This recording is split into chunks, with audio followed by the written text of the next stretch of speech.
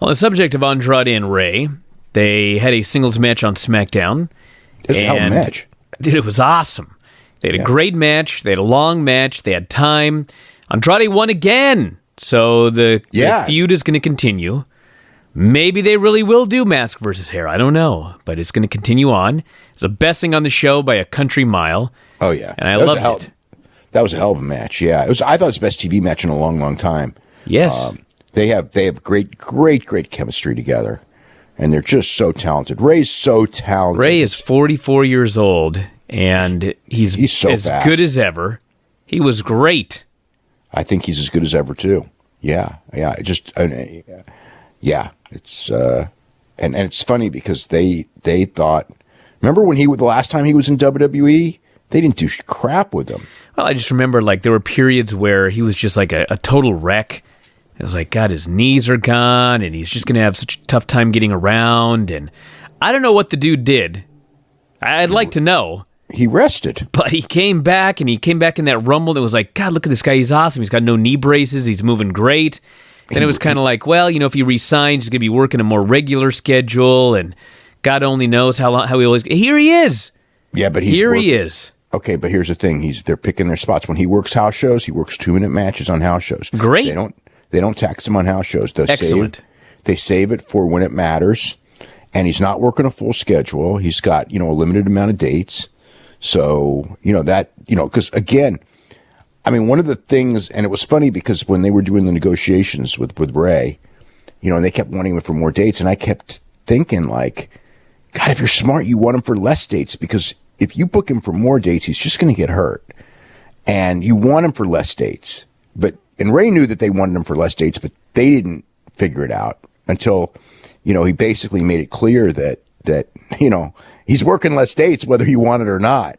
He had, again, this was, this is before All In even came in, but Ray was still on the outside with the idea of, New Japan, and I don't think they wanted him in New Japan, with New Japan coming to the United States. And then, the All In, they really didn't want him on All In. But, that was, I give him credit compared to a lot of guys when they're told, we don't want you doing this. He kept his commitments to pretty much everybody that he had committed to. Whereas a lot of guys just, burn the people there. And I think maybe number one, I think he just wants to do business the right way. And the other one is that a lot of guys maybe think that when they're in WWE, that's kind of like the,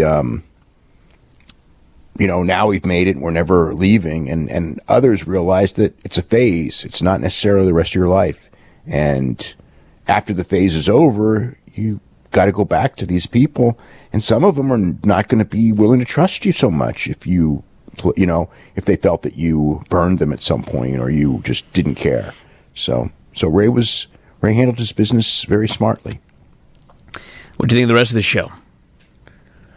I thought that the beginning of the Becky Lynch interview was horrible. I thought that she was out there pandering. She was doing everything wrong. It got better. Thank God I'm not alone in this. Oh, you said that? You're not. I promise you, I know people in WWE who thought the same thing. It's just weird. It's like... Yeah. It's these weird promos that are they're a little too inside because she talks about how she's over and no one else is over. It's just weird. Yeah, I didn't like. I thought the thing of her drinking that drink and saying it was too weak, I thought that was kind of cute. But my God, the introduction of these characters, it is as bad as it was Monday. It was even worse Tuesday. I mean, EC3 looking in that mirror, what a freaking first match geek he was. Yeah, I don't know if the Otis thing was worse than it was Monday. Him being a lecherous. No, he wasn't worse. He was freak on Monday was much worse. He was worse Monday than Tuesday. EC3 was the same. I wouldn't even say. Lacey Evans was pretty much the same, right? She's just standing there with a hat watching. Yeah. And then standing sideways watching a monitor. Nikki was better on Monday than she was on Tuesday. She was in the Uso penitentiary on Thursday, shaking the cage. Yeah, and the Uso and Mandy Rose thing. Yeah. Well, that's the direction they want to go. Look, it's a direction that'll help ratings, but it will. Yeah, it will. That type of stuff always works. But the thing is that in the long run, not in the short run, it won't help like week one, but that direction will help. It'll draw more teenage boys and stuff. We'll see. But the thing is that hold on a second. This ain't like the 90s where they're out there in thongs. I mean, her lingerie, she was wearing more than she does in the ring. I know, isn't that weird? So, what are we tuning in for? To see her in a different color outfit she wears in the ring with some lace on it? It's not so much like what they're wearing. It's more the storyline that they're doing. Teenage boys are in for the soap opera storyline. Well, it's soap opera storyline usually works. Even when it's dumb. But yeah, but here's a problem with this, Dave. Yep, storyline's over. I don't think that storyline's over. Well, I mean, she revealed it's a ruse. She revealed she doesn't really like the guy. Naomi knows what's going on here. I mean, they basically what more is there except the fight? I will say that that was like the payoff. I will say that they absolutely rushed through it, and it was ridiculous. But the problem is that by doing this, they're like, it's like you can't have it both ways. You can't go in there and say this is the women's revolution and we're treating women this way, and then do these storylines. Well, they are. I know, but it just makes them out to be. It's like you can do it. Like I said, it will help ratings, but it to me it makes them complete. I mean, there's not even an argument. Complete frauds. I mean, which don't get me wrong. But you know what? This is why I said that I loved the Scarlett Bordeaux character, because that's her character. Like, they can still do a women's evolution however they want to in Impact and treat the women as athletes and everything, but there's one woman who doesn't want to be an athlete. She wants to be a sex symbol. She goes out there, she does lap dances. You basically can pander to that portion of the audience, but in storyline, that's her character doing it. That's worked wonders. But the thing is, I have no problem. But that's totally different than this, where Mandy Rose's supposed to be a serious wrestler, but like she's also out there in her lingerie trying to seduce people. Yeah, no. I think it totally undermines the idea of what they're doing as far as treating women with respect, because if anything, it's making them out to be sex objects, which is, and again, partially, I don't think Vince will ever get away from that, because it's just, you got to remember that Vince's mentality of what women are in this business is very different from a lot of the fans that he promotes for, and a lot of them, and again, is that the majority? I don't know,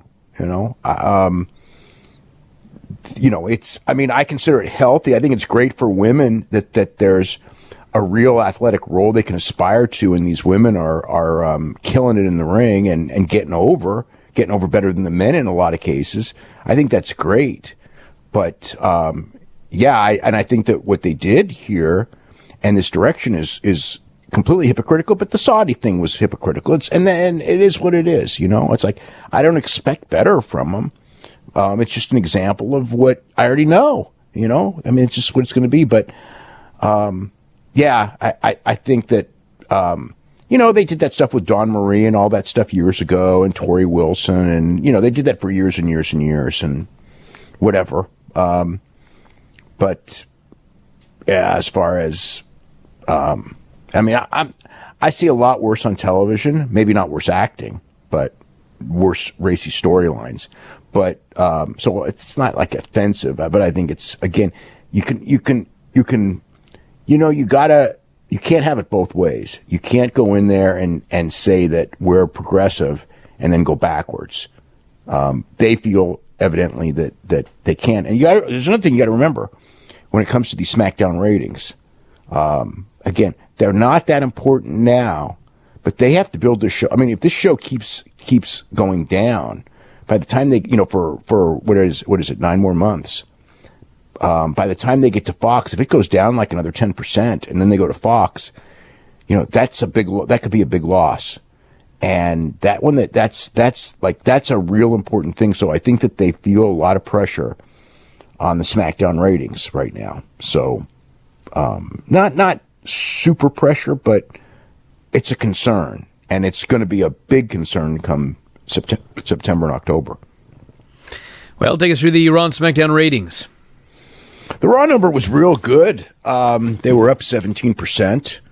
So, they're still 15% down from last year, which is a pretty telling stat. But, so they were at 2,722,000 viewers.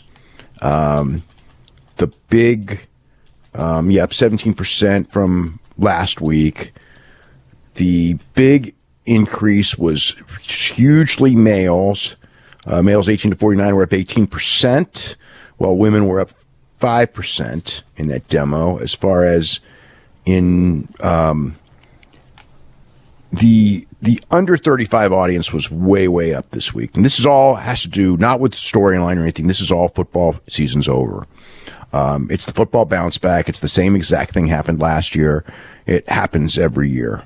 So, but I think a lot of people were thinking, like, including me, I thought, like, well, the football bounce back may not be that big. Now, it was a show that kept the audience. I think the idea of who's going to face Lesnar for the title at the Royal Rumble, and it was a better show than usual too. So all those things worked in its favor. We'll find out over the next couple of weeks, as far as, what if it stays at this number, if this number's a little bit high. They had Vince all over the show.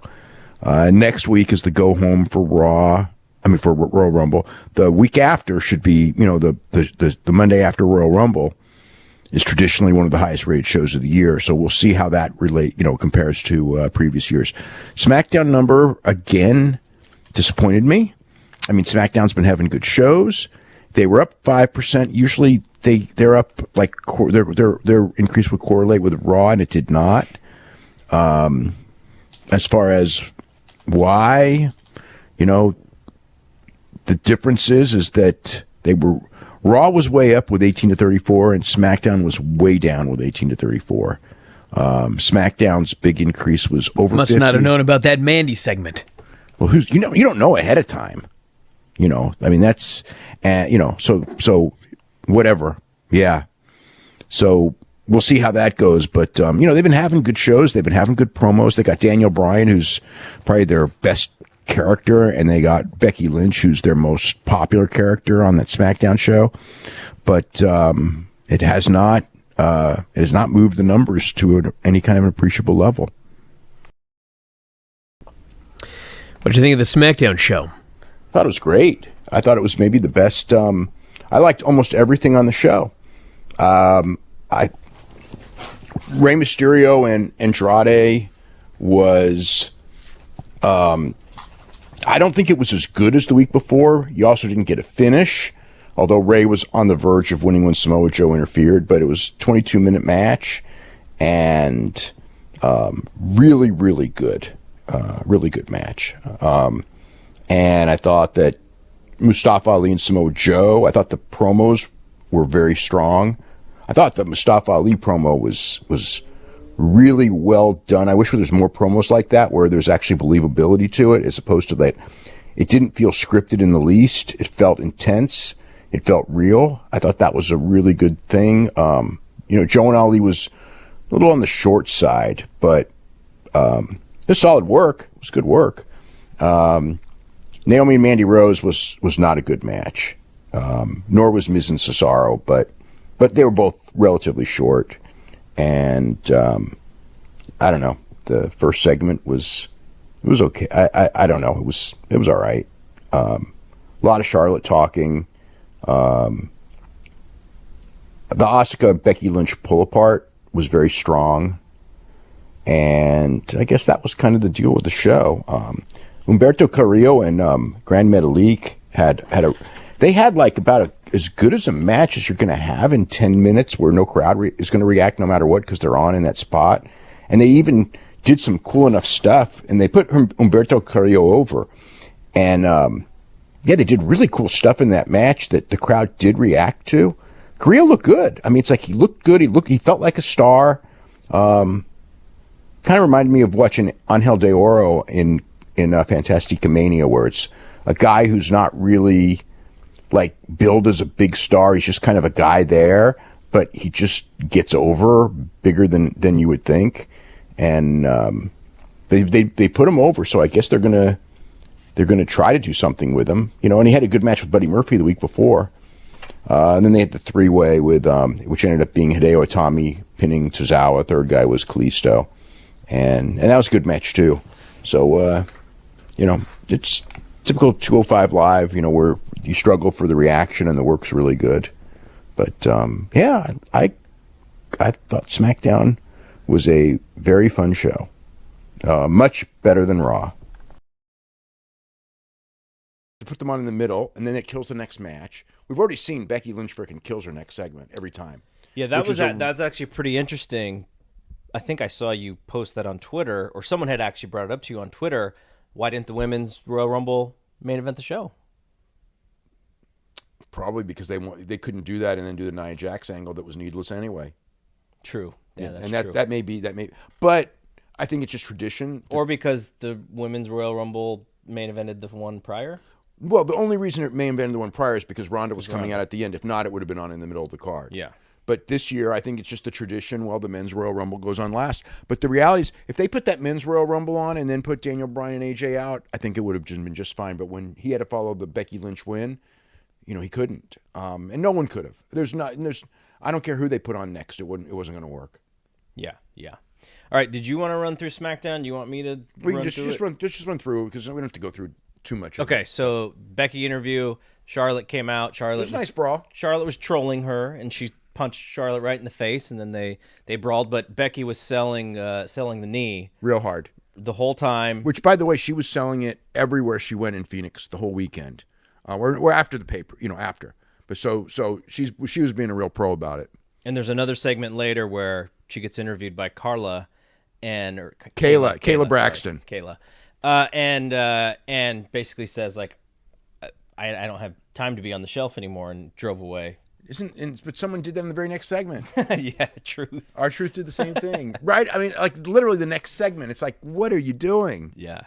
And so then R-Truth came out with Carmella, talked about getting jacked out of his 30th entrant in the Royal Rumble, and he said 1 minute he was rapping, and then he was napping. That was a cute line. So actually, that brings out Nakamura. He says he gets a shot at Nakamura's title, and he wins in a weird roll-up that didn't even look like a 3 count. Right. It was a landslide into a small package, I believe. Landslide into a small package. And then Nakamura kicked out at 2. The ref counted 3. And they kept wrestling. And then it was announced as a title change. It was really weird looking. Yeah. I mean, it's like normally when you see that, and I think this is what they were trying to do for sure, is make you think that the ref screwed up the count. But it's very clear he didn't because of the way everything followed. So I think the idea is that, they wanted people to think that, yeah, he's got the belt, but, Nakamura's still way better. But then Rusev comes out and goes heel, just like Elias, just someone who the people turned and then so he went heel, challenging R-Truth. Carmella shoved down Lana, who's injured, which is weird because that makes Lana sympathetic. Then Rusev shoved Truth, and they booed Rusev. They end up doing a match that went all of 76 seconds with R-Truth winning with a sunset flip out of the corner. And then Nakamura came out and attacked R-Truth.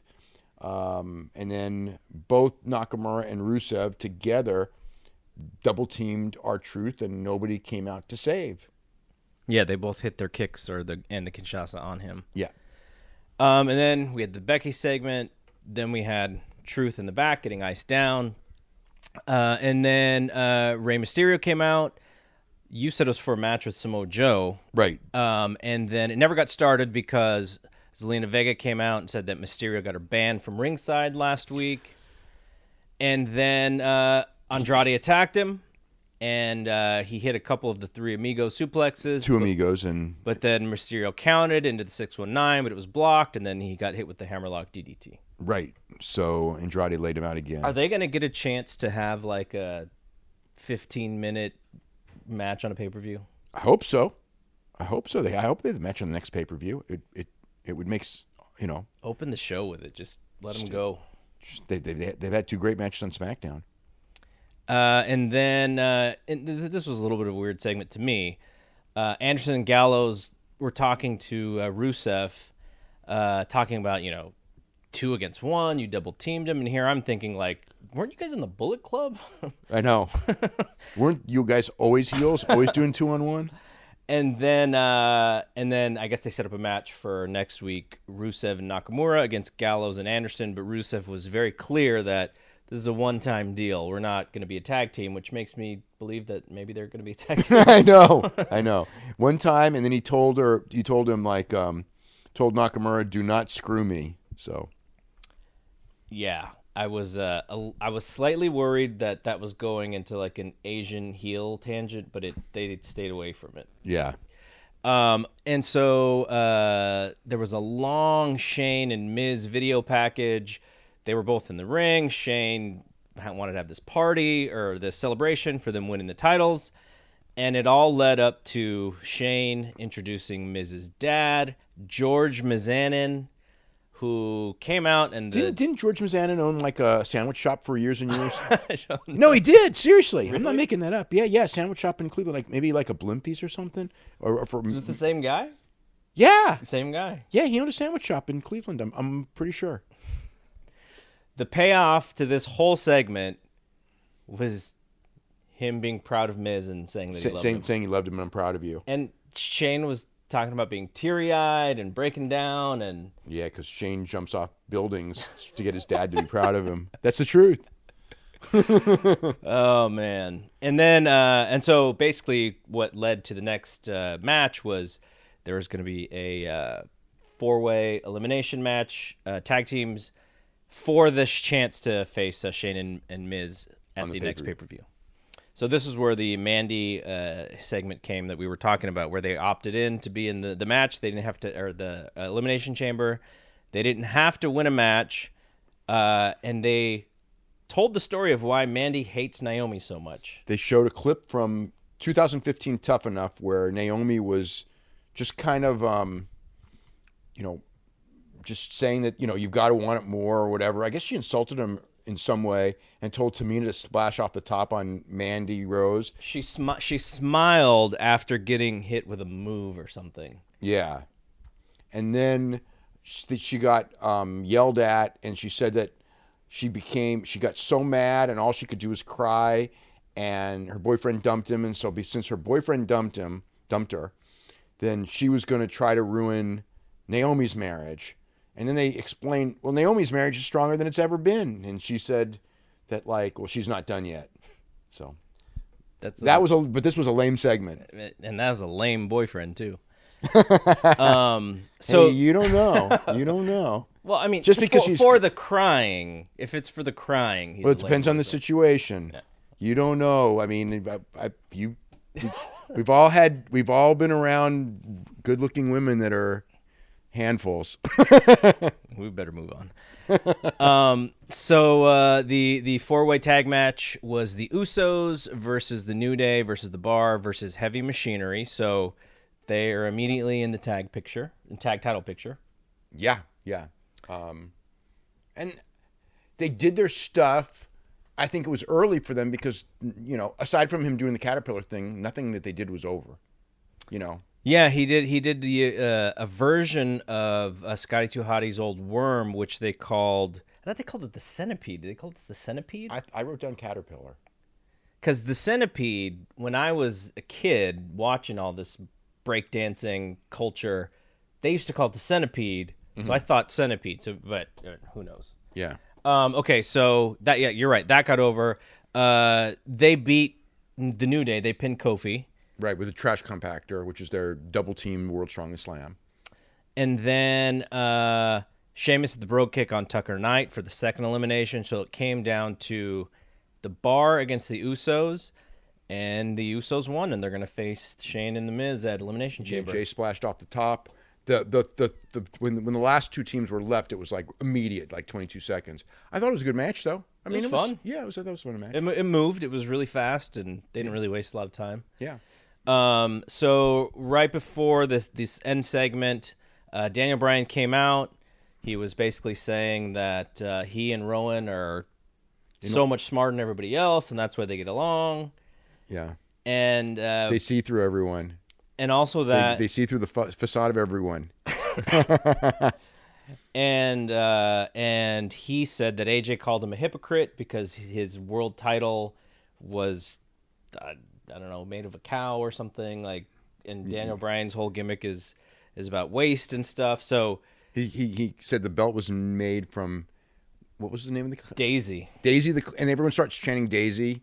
So he just tells the story of Daisy and the life of Daisy. She was a happy cow until she was brutally murdered to make the belt. And so when he dumped the belt in the bag, the crowd started chanting "Goodbye, Daisy." Yeah, well, they were having fun. And so he brought out this eco-friendly, made out of 100% sustainable organic hemp belt. That was a funny idea. Yeah. Someone's gonna trash that belt, though. Yeah. And so that kicked off the end, which Styles, Orton, Ali, Hardy, and Joe all came down the ring to say their 2 seconds or whatever verbiage, and Orton did bring up the fact that Ali got thrown out by Nia Jax. Yeah, you got eliminated by a girl, and it's like I was thinking, before Orton brought it up, he comes out and I go like, you just had him thrown out by Nia Jax in the Battle Royal, and you're going to put him in the main event of the next pay-per-view? That is some awesome planning, but whatever. I mean, it doesn't matter. It's an Elimination Chamber. You can do what you want. And the fact is that, Ali's going to probably really help that match. Oh, yeah. Yeah. So here's the thing. No Rey and no Andrade. So then they got to be in a match. So they should be in a match. They better be in a match together if they're not, because both of those guys should have been in this Elimination Chamber. Yeah. Ahead of Randy Orton and Jeff Hardy.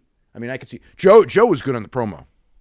Yeah, I mean, he had 2 lines or whatever, and he Joe was the best of all of them. He told Hardy to be quiet, and pretend it's rehab, and or it's AA. It's an AA meeting, and be quiet and listen. Yeah, he was very quick too. Yeah, and so that was SmackDown. The tag match was good, but I think we were a little bit spoiled with the Rey and Andrade matches in the prior SmackDown. Yeah. But I liked the show. I think it moved well, and Daniel Bryan's the best promo. Daniel Bryan's a great promo, and Becky Lynch is a great promo, and everything Becky Lynch and Charlotte does is going to get over. So the tag match was tag team 4-way was good. So and U.S. title change, which was like the big shock. Who nobody expected R-Truth to win, and then when Rusev came out, everyone was sure that Rusev was going to beat him, and that didn't happen either. So you surprised people. So it was a good show. Any thoughts overall about? I thought the show was reasonably entertaining, other than the women's 6-way, which wasn't a very good match. I thought the first segment, again with Becky Lynch and Charlotte Flair, I like and this Triple better H. than Raw. I know more people are going to watch Raw. I think Steph and Becky was I like pretty hot, but I liked the actual story and the logic of this much better. Yeah. Well, I will say this. I thought Triple H was really good in that segment. Yeah. I actually thought he was super in the segment. And Becky Lynch was I mean, except for the fact that she jumped off the apron with the, onto the floor, which she would never do with a bad knee. But unless she's faking, but we don't think she's faking. She's not. Well, in storyline, supposed to be in faking. storyline, she's not faking. Right. The idea is that Triple H is like, trying to put that in your head that she is when she's not. Right. But I thought that whoever came up with his lines, they didn't. It wasn't like one of those I don't know, those Roman Reigns interviews. You know what I mean, where they give you the worst lines possible. They gave him good lines, and he delivered them great. You don't think he wrote?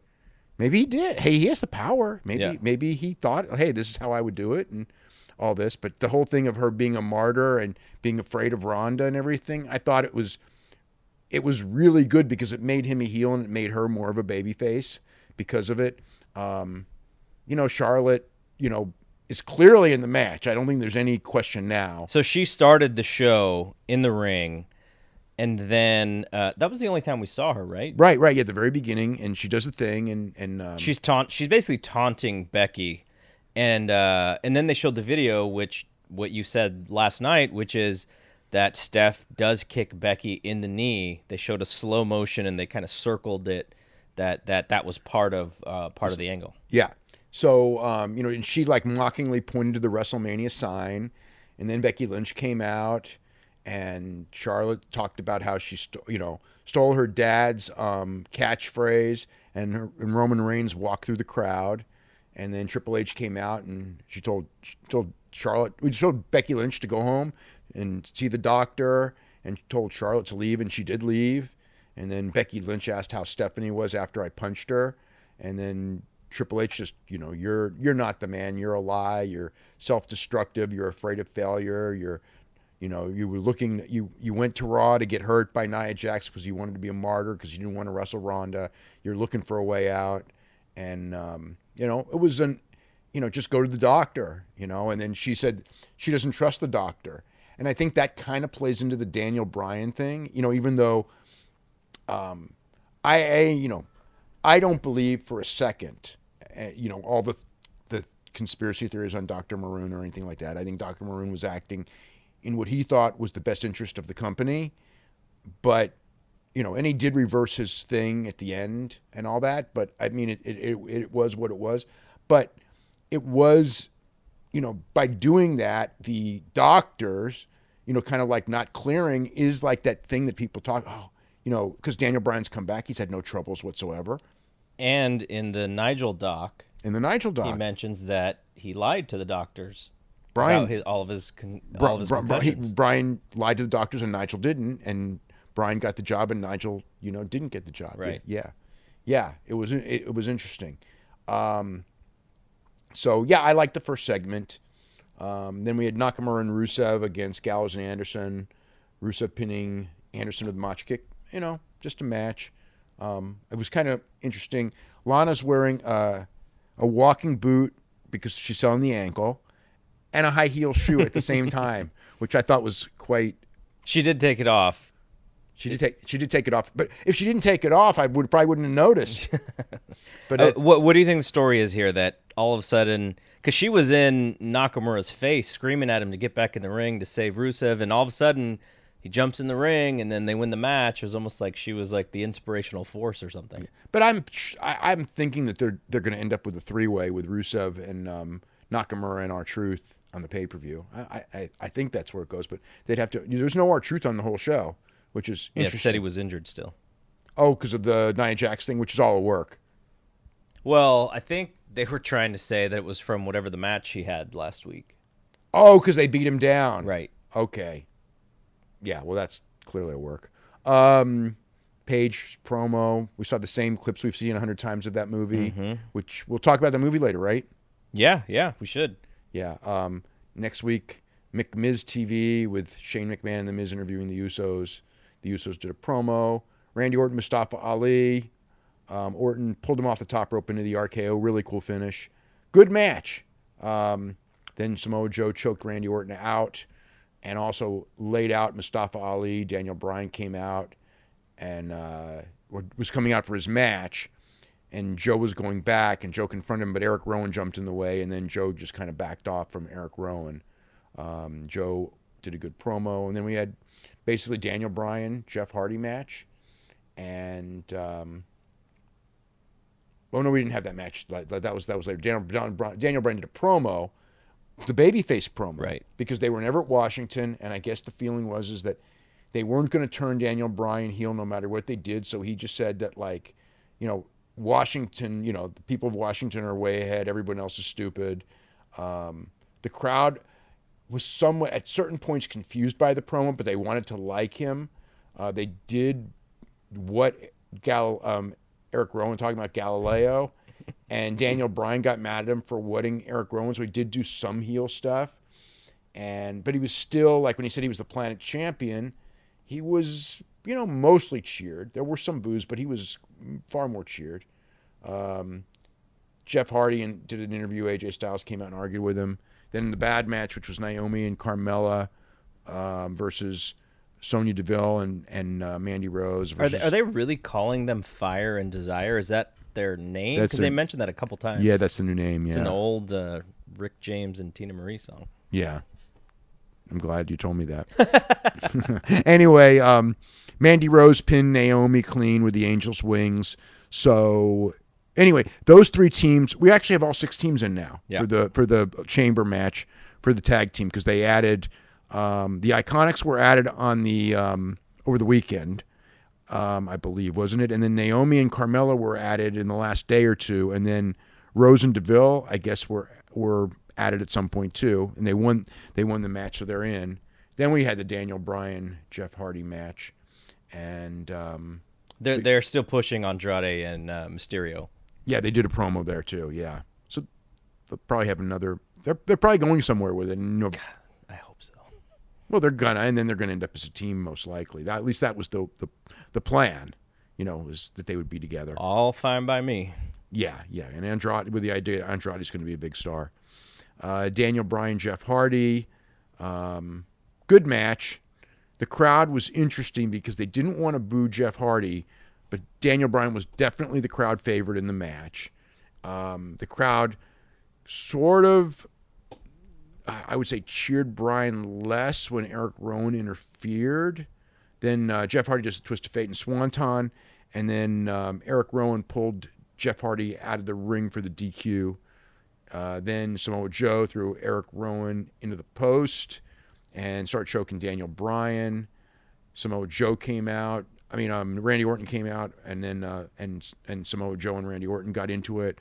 Mustafa Ali came out and threw a drop kick off the top ropes on both of them, and then a tope on Eric Rowan. Eric Rowan he did a tope on Joe. Then he did the tope on Rowan, who caught him and gave him the claw slam on a table.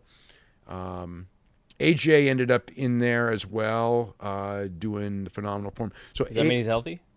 Well, AJ is gonna. He was healthy enough to do this running. Mm-hmm. He's, from what I was told yesterday, it was imminent for him to be back, but he's hurt. He had a hernia, so he's hurting to a degree. Right. He didn't wrestle on the show, but he's a tough guy. You know what I mean? So he's going to be wrestling at the Chamber anyway. I don't expect him on unforgiving match too to come back to. Yeah, because the standards are so high in that match, and just the fact that there's all that chain link and all that stuff that he's going to probably take a body slam on or whatever. I hope not. Yeah. And then Daniel Bryan did the promo in the show that Eric Rowan is his intellectual peer, and he will be champion forever because that's what the planet needs. So I like the show. I mean, I like the show. Yeah, it was fun. There was enough action. There was just the Daniel Bryan Rowan stuff is so goofy, but it's good because the delivery's so good. Like Galileo. Yeah. I mean, I liked it, and the first segment was great.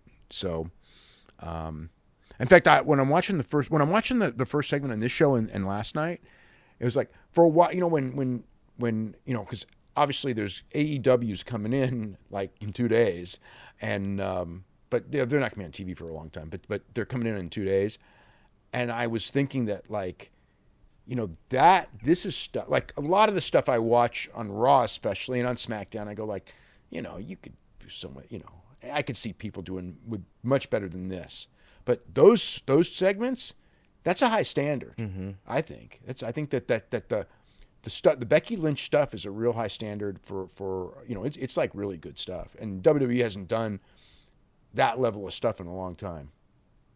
Who do you think's gonna win for promo, best promo in the awards?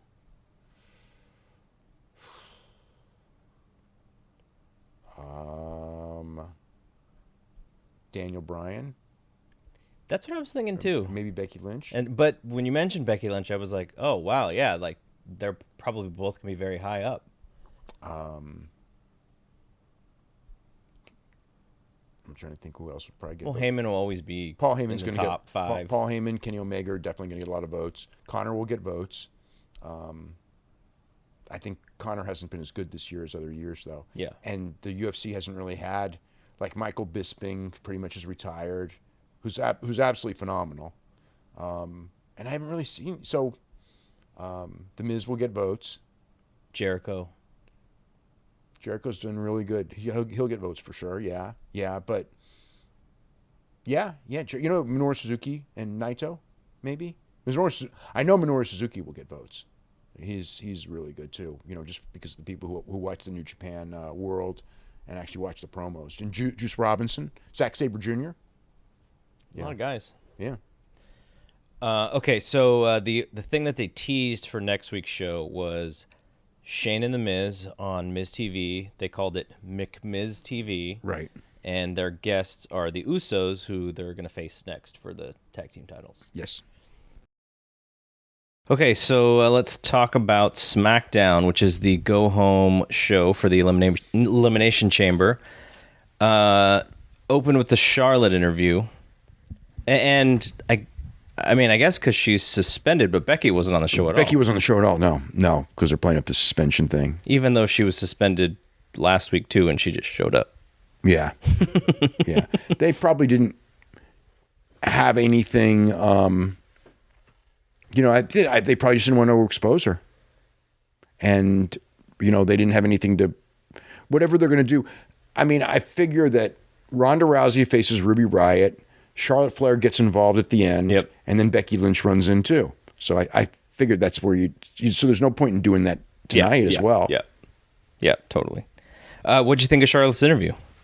I thought it was really good. Yeah. Might have been her, I mean, I can't think of, my favorite Charlotte interviews, but I thought it was, maybe her best one. I thought she's really embracing.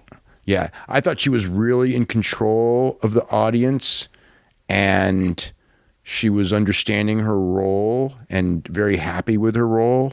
I think she's really happy that people really hate her. Whereas Ronda, in that same situation, just doesn't handle it well. Mm-hmm. With Charlotte, I think she handles it so much better. That's also why I want her to be in this match. There's a lot of reasons for her to be in the match. I don't know. I mean, believe me, when I first got told they were going to do the three-way, it's like, what? Becky Lynch is so hot. And they laid the whole thing out. And when they laid the whole thing out, it's like, all right, you're right, I'm wrong. I mean, it wasn't that hard. But I think a lot of people just haven't gotten past that. That one segment though. I mean, the one where Ronda and Becky, that really was a great segment. Yeah, it was.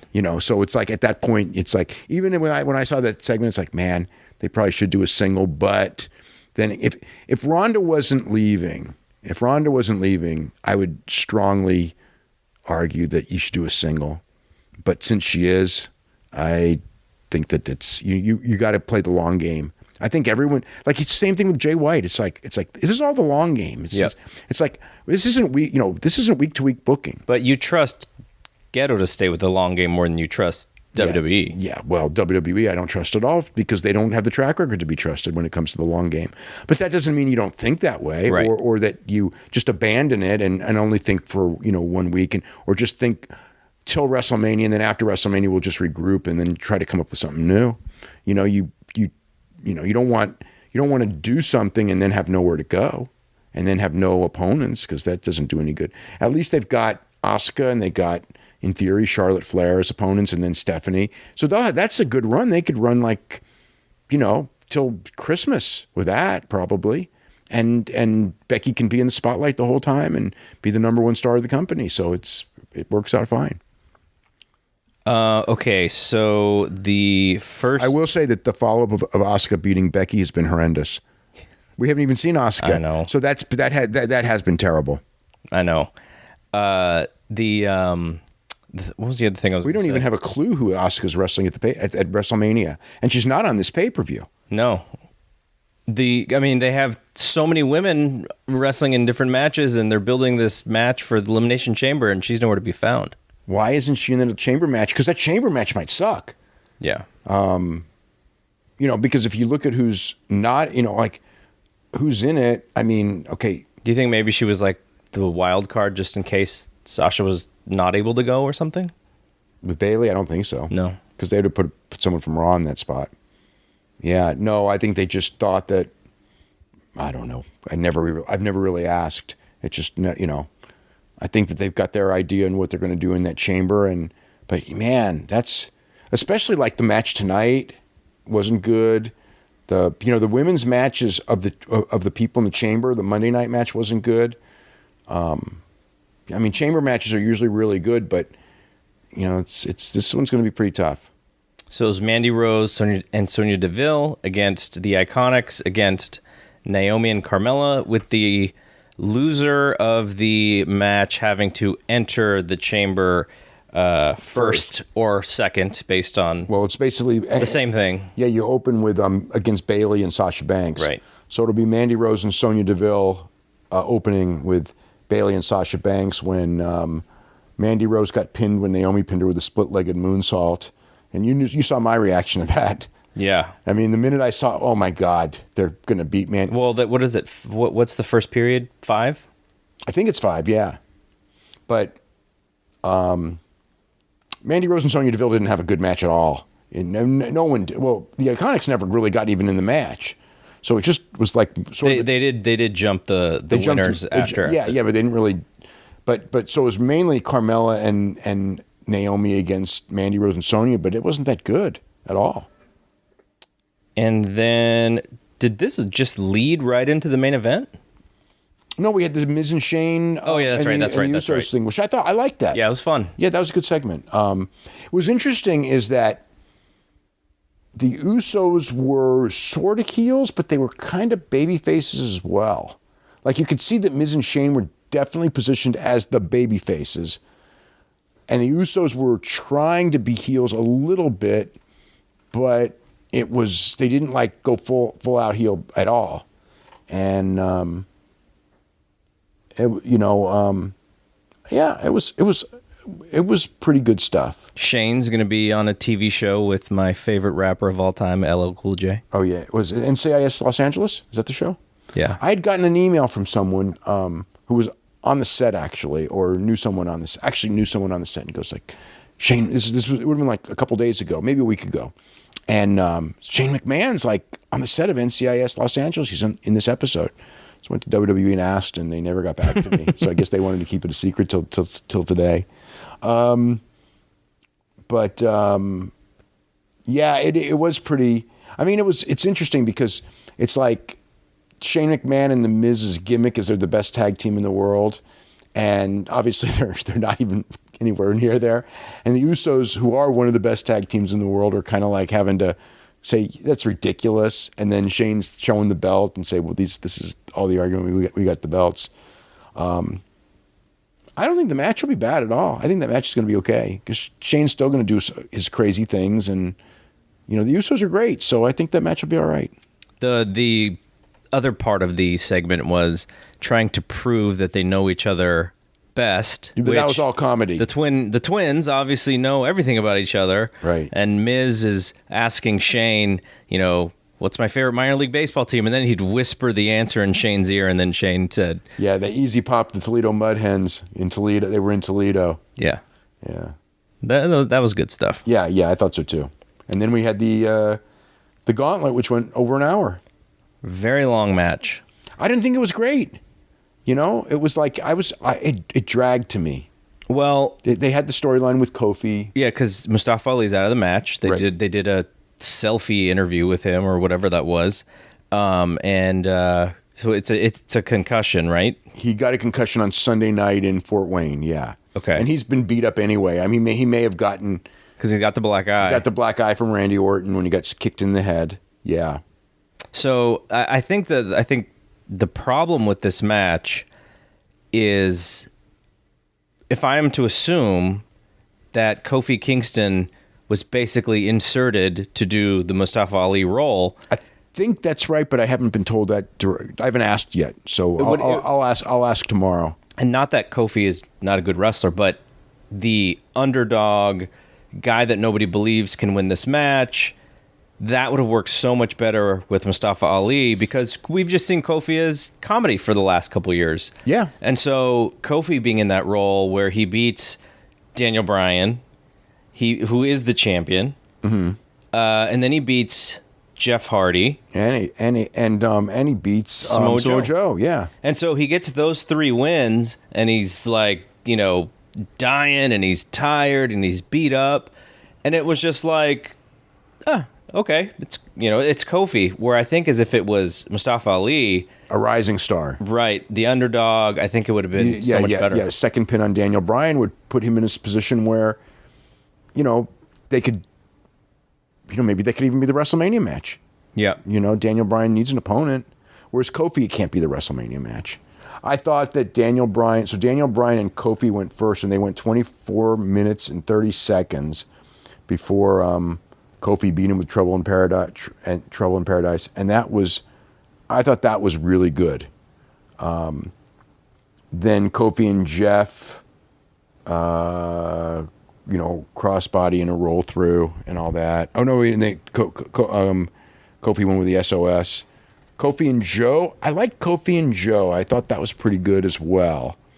And then Kofi and AJ, I thought went a little too long because Kofi had already been left for dead, and then he came back, and boy, they were rushed. Mm-hmm. I mean, they do that thing, and I mean, Randy Orton beats AJ Styles beats Kofi with a calf crusher by submission, and then Randy Orton runs in and beats AJ in 7 seconds, and they're off the air like that second. Like they didn't have 5 seconds to spare when they hit that RKO.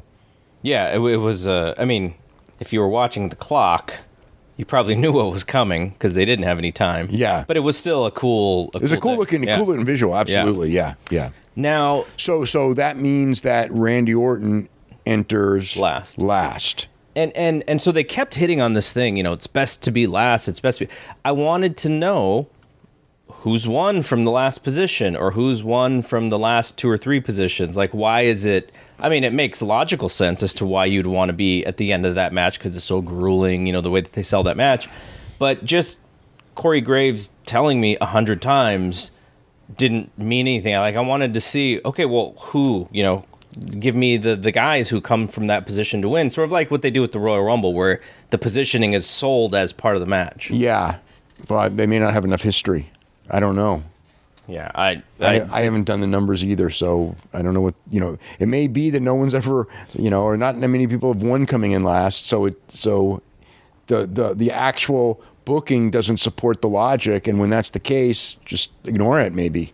But and then in the women's match, and then in the other women's match on Raw, where the loser comes in first, I mean, I guess, when you have matches that week, it makes sense to pit them together, but I kind of like the idea of being surprised, who's going to be the first two. They used to do the thing where it's just, it just rotates and it lands on the... It's just a way to fill TV time, though. Yeah, that's all it is. That's what it is. Especially on Monday where they really needed to fill time because they didn't have a lot on that show. Yeah, yep.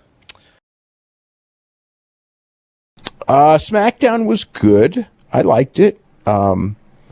I didn't think anything was great. I mean, it wasn't like in past weeks where you had like a Daniel Bryan interview or Becky Lynch interview where you go like, this was really great. There was like nothing on the show that I would even consider very good, but a lot that I would consider fine, good, all right. They did a lot better job with Aleister Black than, on the second night than the first night. I thought with Gargano and Ciampa, I thought their match the first night was better. And still a good match. They still won. Yeah, well, they're really pushing. They're really pushing and protecting these guys because they kind of realize they screwed up the last batch, and that they get the fire lit under them right now for a million different reasons. That they're feeling pressure and they're trying to get ahead of the game and all that. One of the things that I noticed on the show was how small these guys are. Like, I knew Gargano was small. This is no... Oh, Gargano's real small. He's really small, but, I mean, you see him in there with, like, Sheamus and Cesaro. Well, the thing with Sheamus and Cesaro that people don't realize is, like...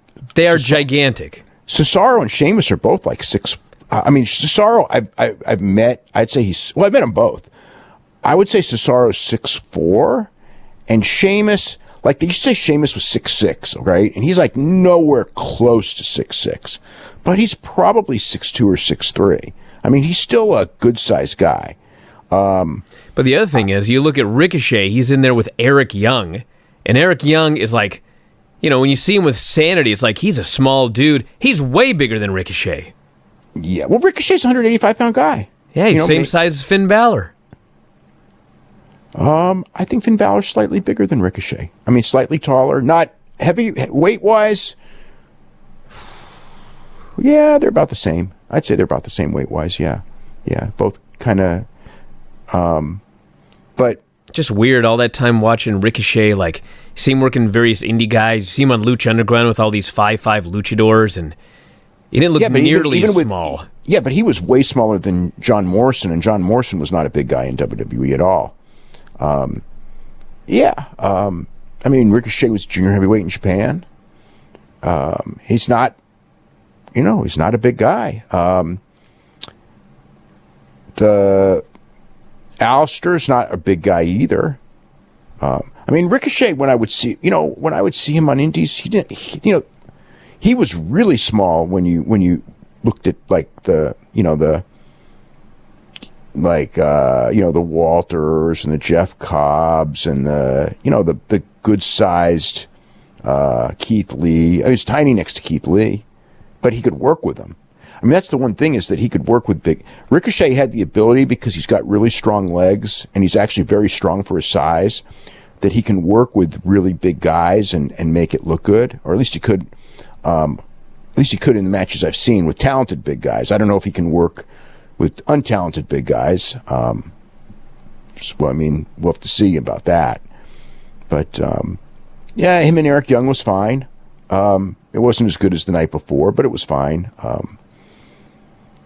The six-man tag was what it should have been, but there was nothing special about the match. It was just there for Kofi Kingston to pin Daniel Bryan, and he did, and it worked, and it was just classic booking. I thought Asuka and Mandy Rose was much better than I expected it to be. That's what I thought too. I mentioned that today, and everyone was like, "Oh my God, it was horrible!" And I almost went back and watched it again to see if I was crazy, but I didn't have time. No, I thought it was pretty good.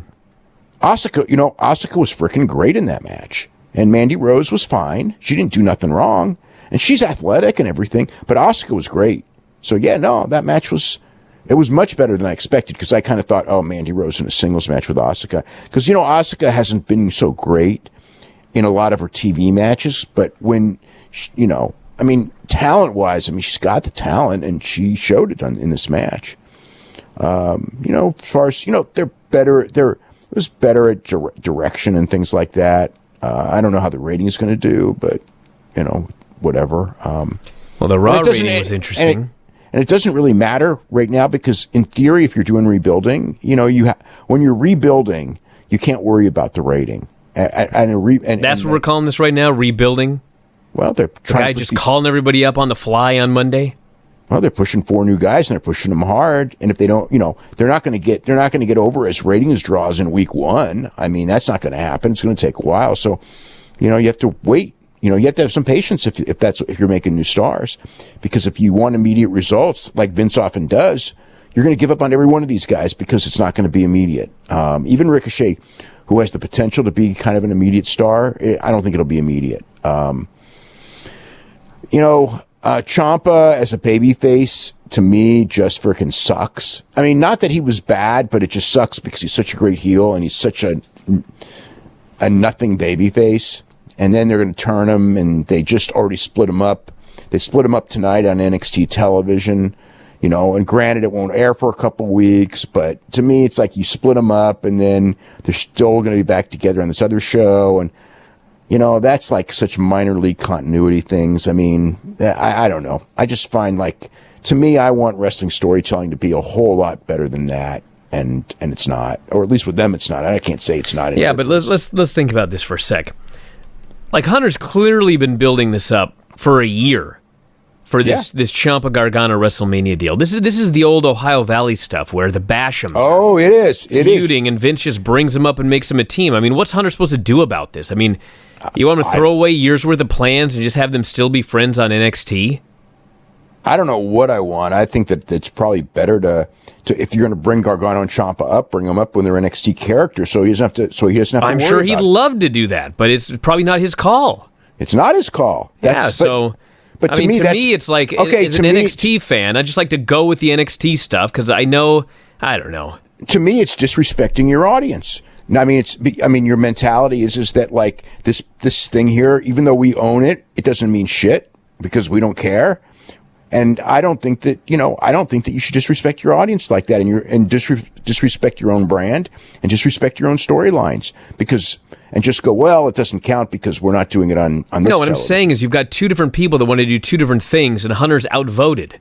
I'm sure he'd love to have them come up and not be a team. Of course. But that, to me, that's still a mistake. It is a mistake. But once the mistake is made, to me, he spent so much time building up this feud for WrestleMania weekend that he's just going to throw it all away because Vince did something stupid?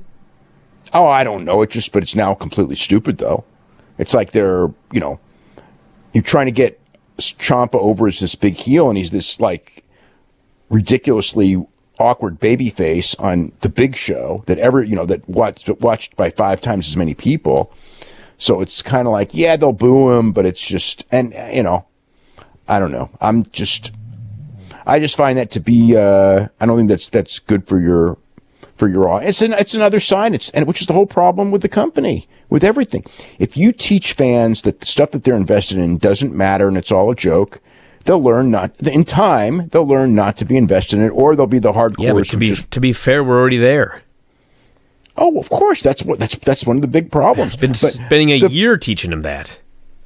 Years. Or more, yeah. Years teaching them that, but that's the problem. But the more you teach them, hey, look, the more you teach them like WCW, the more you're like WCW. The only thing that they got that's, they're not as bad as WCW, but they're going down the same road. The only thing that's saving them is the enormity of the television deals is that they're bulletproof. It's funny when you say that, though, is I'm watching all these old Nitros week by week, and the other week they were building up the Wall. The Wall's just going in there, he's beating everybody. He's being Kidman, he's just beating everybody week after week. And all of a sudden, one day, they do a match and Bam Bam Bigelow beats him. And then the next week, they do a rematch and Wall beats Bigelow again. And I was just like, why did you even beat the Wall in the first place? And now you're doing this 50-50 booking. And then I realized that, WWE does this, all the time now. Yeah. I'm not sure. The Russo stuff, way worse than WWE today. Way worse. Oh, way worse. But I'm in the mid. I'm past. I'm between the two Russo runs, so it's like the Sullivan era right now, and it's not that bad. It's boring, but I'm seeing way dumber things on Raw every week than I'm seeing on this WCW right now. I remember that run. The whole thing is that it had gotten so bad that they just tried to calm it down, which made it boring, and then the ratings dropped and they panicked again.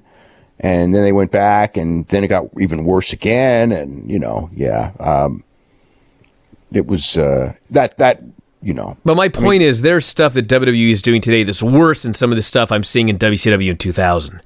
The random turns, the Strowman, Corbin thing from Monday. But not the worst of WCW. No, not the Russo stuff. That stuff is way worse. Okay, they're nowhere near that level. Yeah, but no, I'm look, Monday. I thought Monday's Raw, from as far as a continuity and booking standpoint, was horrible.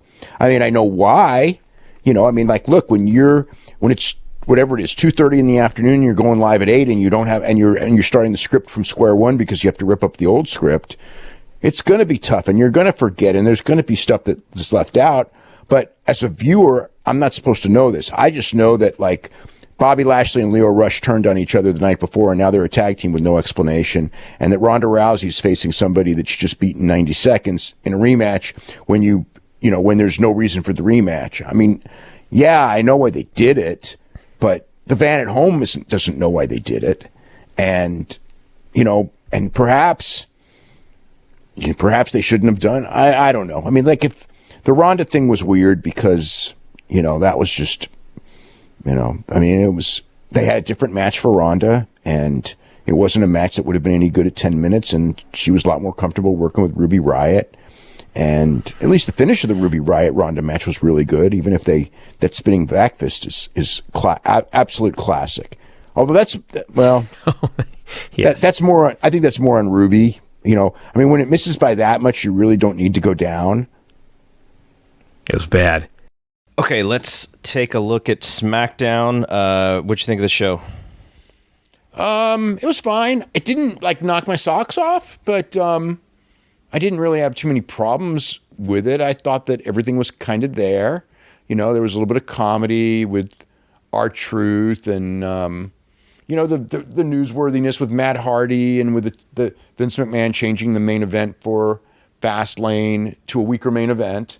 I mean, it's like Kofi Kingston had all the momentum in the world, and Kevin Owens comes in and kind of like out of nowhere, even though he's been doing those vignettes.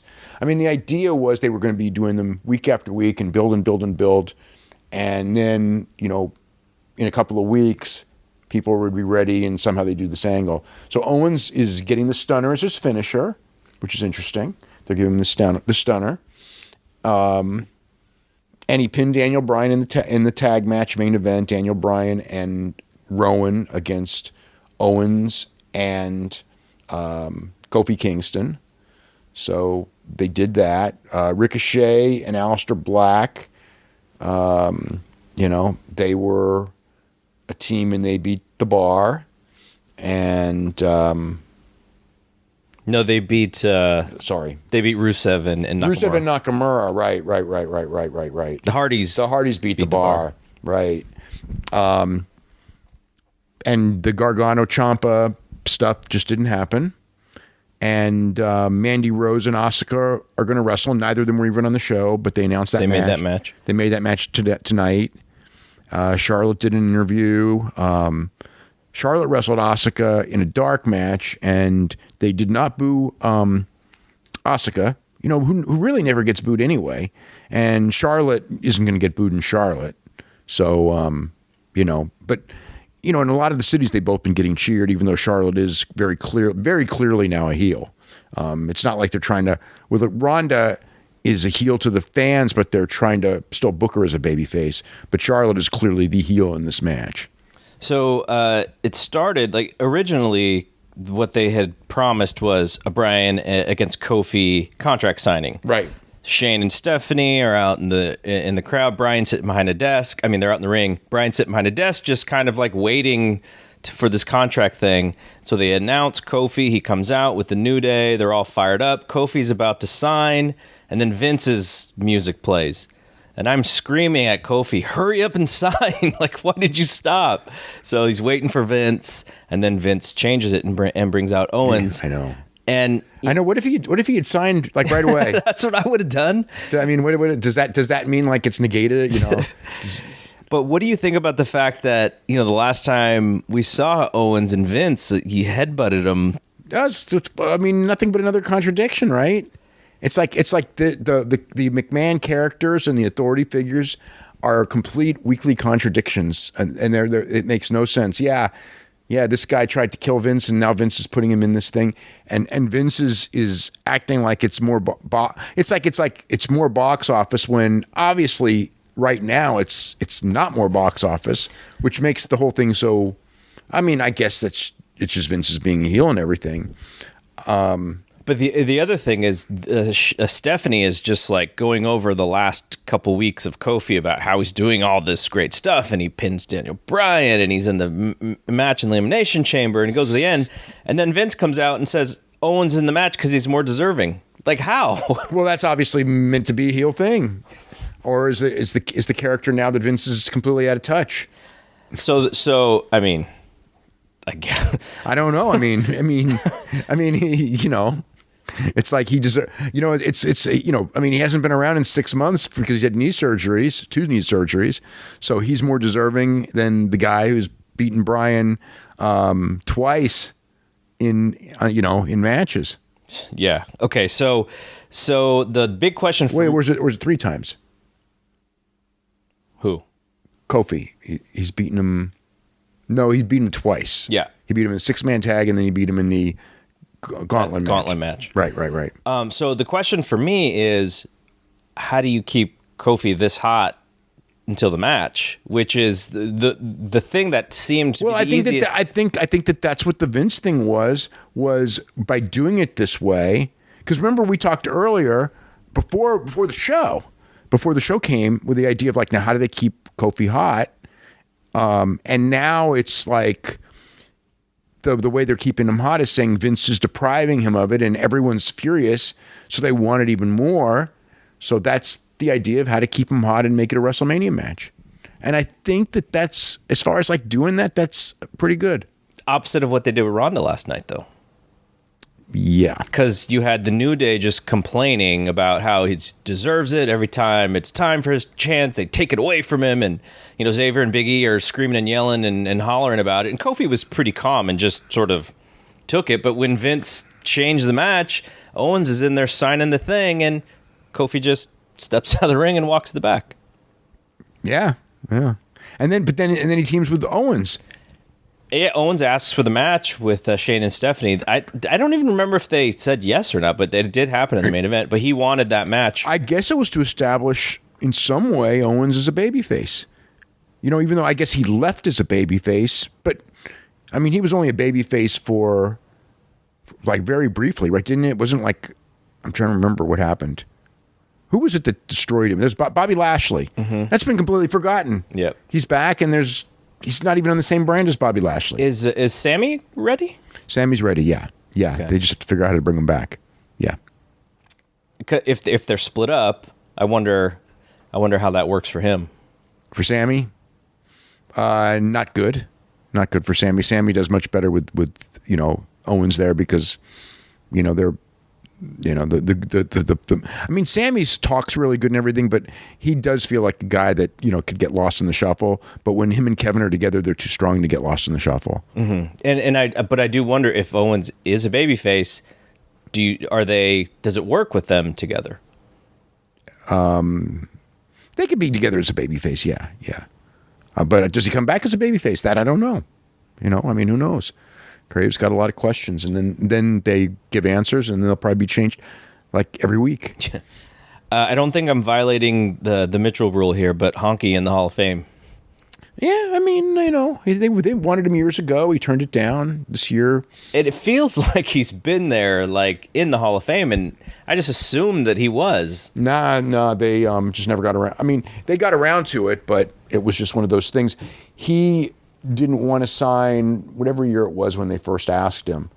He turned it down, and it was that they wanted him to sign something that would have prevented him from doing indies, and he said it was going to cost him more than he would make for doing it, so he just turned it down on a financial thing. But he's not running around doing indies every weekend anymore, so he doesn't have it. It's fine, and I mean, Honky Tonk Man was really entertaining. I always got a kick out of him. He wasn't much of a wrestler, but I think that for his character, in a sense, he had the one really good run where he had the 1+ year, well over a year as Intercontinental Champion. And now he's known as the greatest Intercontinental Champion of all time because of that run. And I mean, people don't even realize that when he would do that greatest Intercontinental Champion of all time, that was like meant as a heat-seeking thing because of all the Intercontinental Champions up until him, he was like by far the worst. Yeah. I mean, it's like that title was held by, you had Morales, who was like a territorial legend, and the rest of those guys like, Valentine and Tito Santana and Randy Savage and Patterson and Don Morocco were all Patera. They were all awesome workers for their era. Mm-hmm. And then Honky comes in, who's, just, entertaining guy, but in the ring, nothing much. And that whole thing was like, easy heat that, proclaiming himself the greatest Intercontinental Champion. And then now it's like he's the greatest Intercontinental Champion, where the whole idea was he was the worst. And that's why he would say that and get heat for saying it. But it's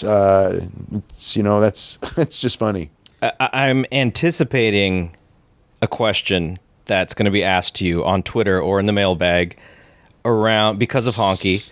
Around why Randy got the title. They always ask you this question every couple of years. Why he got the Intercontinental Championship? Randy was supposed to get the Intercontinental, and then they didn't. Honky didn't want to give it up, and so then Savage goes for the world title. And Savage ended up winning the WWE title in the tournament. Yeah. So the deal. They were doing a Saturday night's main event. Vince wanted Randy to go over. I had big plans for Randy, and Honky wouldn't do it. And, they tried to convince him, and it was a big thing that night, and he wouldn't do it. And he basically said that, they weren't giving him they were just saying stuff, but they didn't tell him anything, and he just felt that he wasn't being treated with respect. You can tell the story. I mean, but everyone was pissed that night. Everyone was trying to talk him into it. I mean, how did they not like threaten firing him or something? Because he had the belt, and they probably would now, but in those days he had the belt, and they didn't want to fire the champion. And I mean, I know that there were people, and not necessarily in the company, but everyone was going like, why didn't they just have Randy beat him? Because Randy was much tougher than him in theory anyway, reputation wise. But you never know how that goes. But I mean, this is NBC, and I mean, having like a real shoot on NBC Live when a shoot you can't control. I mean, nobody, I think Vince was way too smart to risk that one. That would have been really stupid. And Honky did agree to put him over by countout, so Randy got to look good, but he didn't get the belt. And, they didn't even bother to try to take the belt off Honky right away. Because, I mean, a lot of people would have gone like, we're going to get that belt off of him immediately, if we have to double cross him or whatever.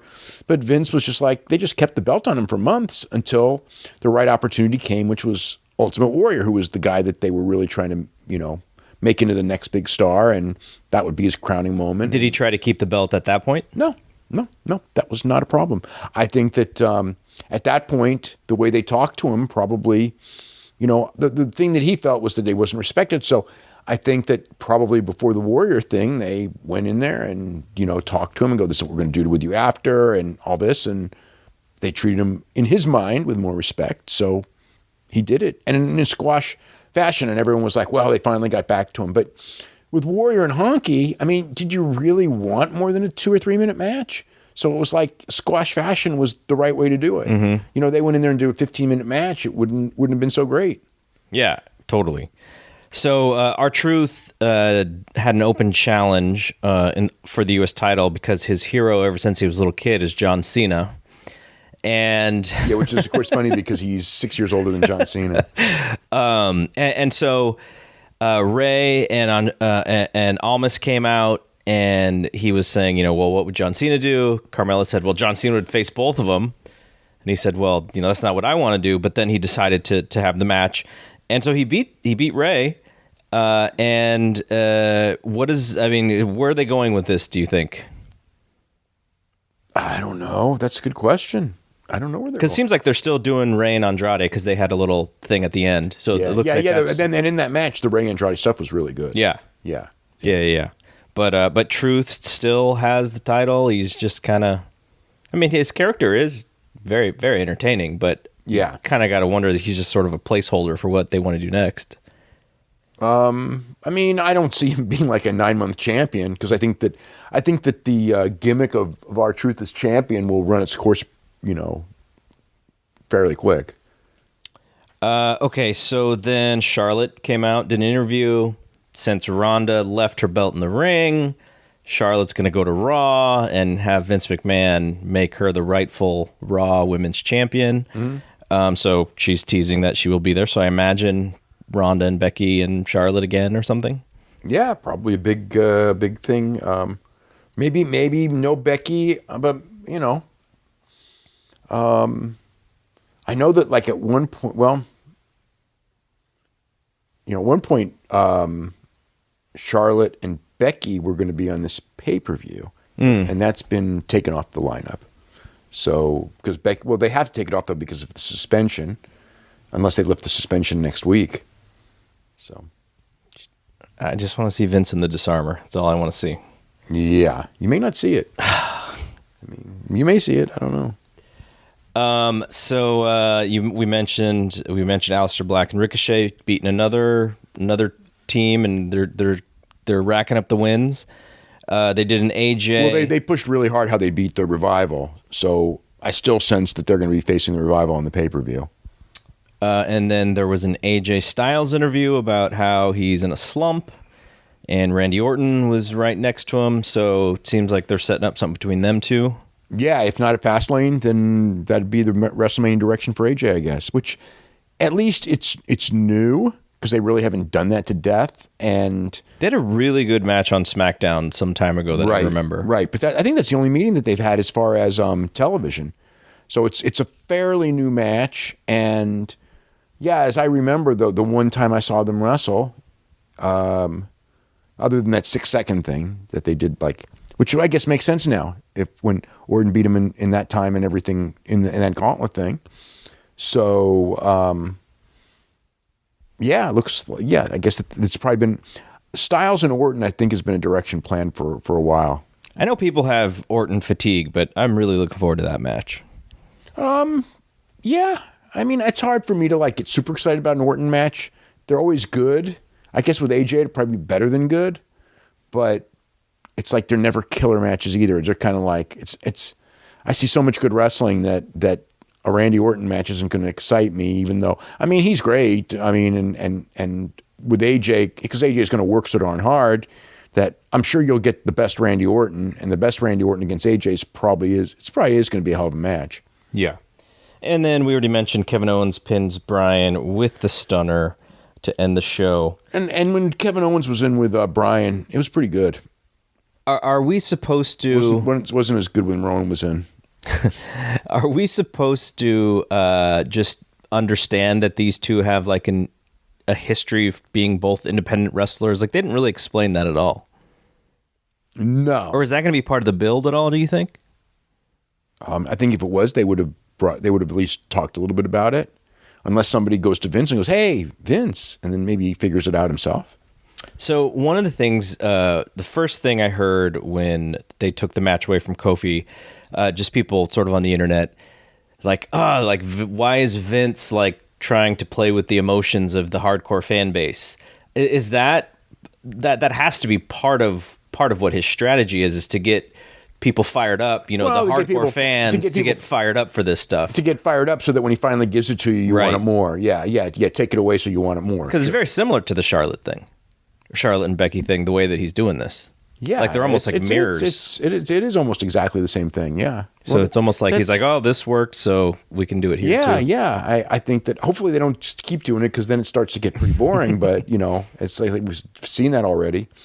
But, from a theoretical standpoint, I get at WrestleMania where you want something hot, but not to peak now, but to peak in several weeks. But you can't just cool it off completely.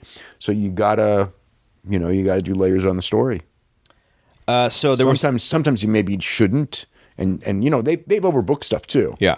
I don't think that the Charlotte, Becky, and Ronda thing has been overbooked. The Daniel Bryan thing, I think it kind of has been, but if they wanted Kofi for Mania, they kind of had to take him off of this show. Yeah. So it was, I think that change, the flip flop means that, they had to, it wasn't going to be as smooth. Yep. And why don't we just kick off talking about Smackdown as they continued the storylines to WrestleMania. I think the big thing is probably the Kofi Kingston angle at the end, but we'll kind of lead up to get there. Okay, when this happened, which was the very first segment, as Shane McMahon comes out and is a heel, I asked you, why did he turn on The Miz again? I didn't understand his explanation. When it was over, I still don't. So it's just a storyline that he's a heel now, and because wasn't that the idea he was going to explain himself tonight? Yeah, and the idea last night was that Ronda Rousey was going to have to face off with Stephanie McMahon, and that never happened either. And then wasn't R-Truth was supposed to get a U.S. title shot? Yep, and that didn't happen either.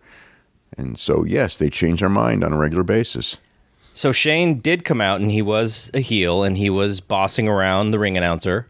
Yeah. He made the ring announcer say that he was the best in the world 3 different times, and the first 2 times he grabbed him by his neck because he didn't say it with enough passion and emotion. Yeah. And then he just kind of ran down The Miz and his dad. There was no Miz on the show. No. And that was it. That was the kickoff to the show, and that was his big explanation. There was no explanation. He's just a heel now, and he's using that trophy for heat, the best in the world trophy, and claiming to be the best in the world, and claiming that he spent all of his life doing things for other people, and he's just tired of helping people out, helping people make money, helping people get jobs. That's, I guess, his explanation. He's tired of being Mr. Nice Guy. Did he dance when he came out? No. Okay. No Ali shuffle. I don't think so. Yeah. So he's going to wrestle Miz. He's going to wrestle Miz on the pay-per-view.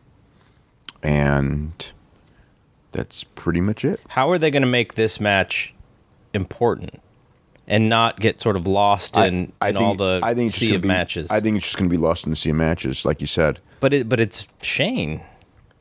Yeah, and the thing is, so here's the thing. He usually does that really crazy stunt, but that's a babyface thing. Yeah. So it makes no sense for him to do that. Maybe he'll just take a really big bump. You know, like he'll fall off the thing through a table or something, maybe. Who knows? Okay, and so then they brought Aleister Black, Ricochet, and the Hardys. This was not Big Money Matt. No. It was just regular old Matt Hardy. Matt Hardy wearing his 1990s clothes. Against it looks so funny on a 45-year-old guy. Yeah, I just got to say that. I mean, I should talk, right? Well, I mean, back in the late 90s when. No, you know what though? I remember when something actually I was told that when you're a star, you make your own fashion. So I shouldn't have said that about him. But back in the 90s, I mean, when you knew their look was about looking young, at some point, they're going to get old, and then they have to evolve, and WWE just chose for them to look like they were in the late 90s. But they're stars, so they can wear whatever they want, and it's okay. It's like... Because Jeff's wearing the same stuff he wore in the 90s, too. It's like the new kids on the block are all 50 years old now. And the Hardys are in their 40s. So this match was really just about nothing. Yeah, so Nakamura, Rusev, Cesaro, and Sheamus on the other side, and it was just to get the New Day just crashed it and beat everybody up. I guess to show how upset they were that Kofi kind of got screwed yesterday. Yeah, or on Sunday. Yeah. I mean, from what they did, it was fun for the short time. I mean, you could see those guys do stuff, but yeah, there's a lot of good stuff. Sure. Yeah. The one thing, and this actually was the theme throughout the show, other than the Shane interview, is everybody's doing new style interviews. That Ronda Rousey, Becky Lynch stuff on the internet. If you've seen the internet with everyone basically on the internet that's got a program is doing that. That's like that stuff is now. It went from just Ronda Rousey and Becky Lynch, and then Charlotte Flair joined in, and now it's everyone across the board. The internet is for shooting fake angles. Dana Brooke was doing this stuff today. Tamina. So maybe that means that I'm actually doing angles with these people, and it's all work. You ever think about that? We just jumped them by a couple days. Well, actually, Ronda did it first.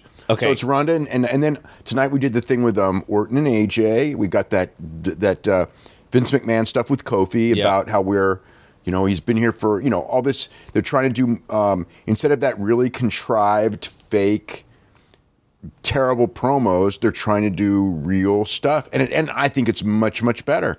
Ronda did it last night. Kofi Kingston, The New Day, AJ and Orton was like, something that they would have never done that. Yeah. But, like even a couple weeks ago. So you mentioned the Dana Brooke thing, and a lot of people liked it. And the reason I didn't like it is because they didn't build her up for anything. So she just comes out flat saying she's been doing stuff, and I haven't seen her do anything on TV. She's gotten no push. She's done nothing. She hasn't been impressive. So where is my... And she comes out to no crowd reaction. And when she was doing that thing, I mean, I looked in my notes, because I see all these people saying like, oh, it was just such a great promo. And words wise, it was. I mean, as far as like, she said what she should have said, but, the problem is that the crowd was completely dead to her. And why wouldn't they be? But yeah, why do I feel anything for what she's saying unless I'm an Inside Wrestling fan? And even if you're an Inside Wrestling fan, why would you feel anything she's saying? But it seems like those are the people who felt stuff for her, knowing sort of like the inside story. I mean, it's like, I am not a fan of take your turn wrestling. Yeah. It's like if you are good, I mean, it's like if you're good and you're held back, that happens. Okay, that's one thing. But it's like if you're there for 10 years and you're no good, and it's not even no good. It's you're not good enough. There's, you know what I mean? I mean, there's people who are really good. There's people who are okay. There's people who are bad. Okay, if you're in today's marketplace where lots and lots of people are good, if you're not real good, you don't deserve it. You know what I mean? It's like this isn't entertainment business. Yep. It's not a take your turn business. I mean, but isn't this the Kofi storyline? The Kofi at least is good. No, he's good, but they are promoting him as the employee of the month rather than the biggest star in the company.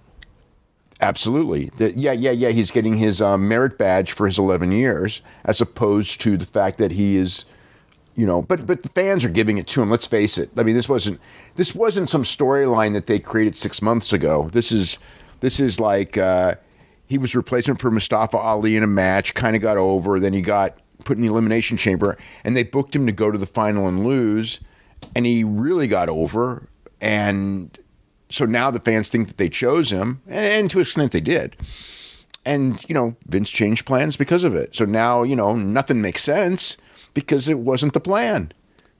But as a fan, are we supposed to be rooting for Kofi? Yes. Because he's been here forever and never got a shot, or because he's good? Or is it both? Like that's the part that I don't get. You know what? It's because we're rooting for him because we're rooting for him because we chose to root for him as the flavor of the month, and they were nice enough to listen and go with it. Okay, well, unlike so many times where they like with Cesaro and Bayley and God knows how many other characters where they were the flavor of the month or 2 months, and the reaction of the company was they're the flavor of the month. They're not stars, and they don't do anything with them. With now, for whatever reason, the mentality's changed, and it's like okay, we're going to just take Kevin Owens out of the picture. Although, who knows? Maybe Kevin Owens will be in the picture and be a multi-person match when we're all said and done. But, they changed the plans, so there you go. All right, we got a little bit off track, but after this segment, there was a short Usos interview. Their interviews are great. Yeah, they're. I was kind of bummed that they weren't able to do anything live because it was just a small tape thing. Yeah. Because I think they're really getting into the live stuff with the crowd, the call and response stuff. And then this was the Randy Orton interview that you just talked about. He came out and basically ran down AJ's entire career from the early 2000s when Orton started. He basically said, I was the youngest WWE champion, and when that happened, you were doing X, and mentioned Dixie Carter. And making $10 a match at Bingo. Before 12 fans. Yeah, and all that. He didn't mention winning the IWGP title.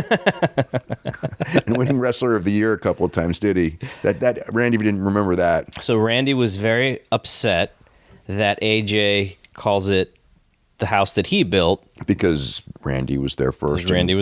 And let's face it, if you want to be logical, the show was far more popular way before AJ ever got there. So he didn't build it. It's just a saying he copied from John Cena.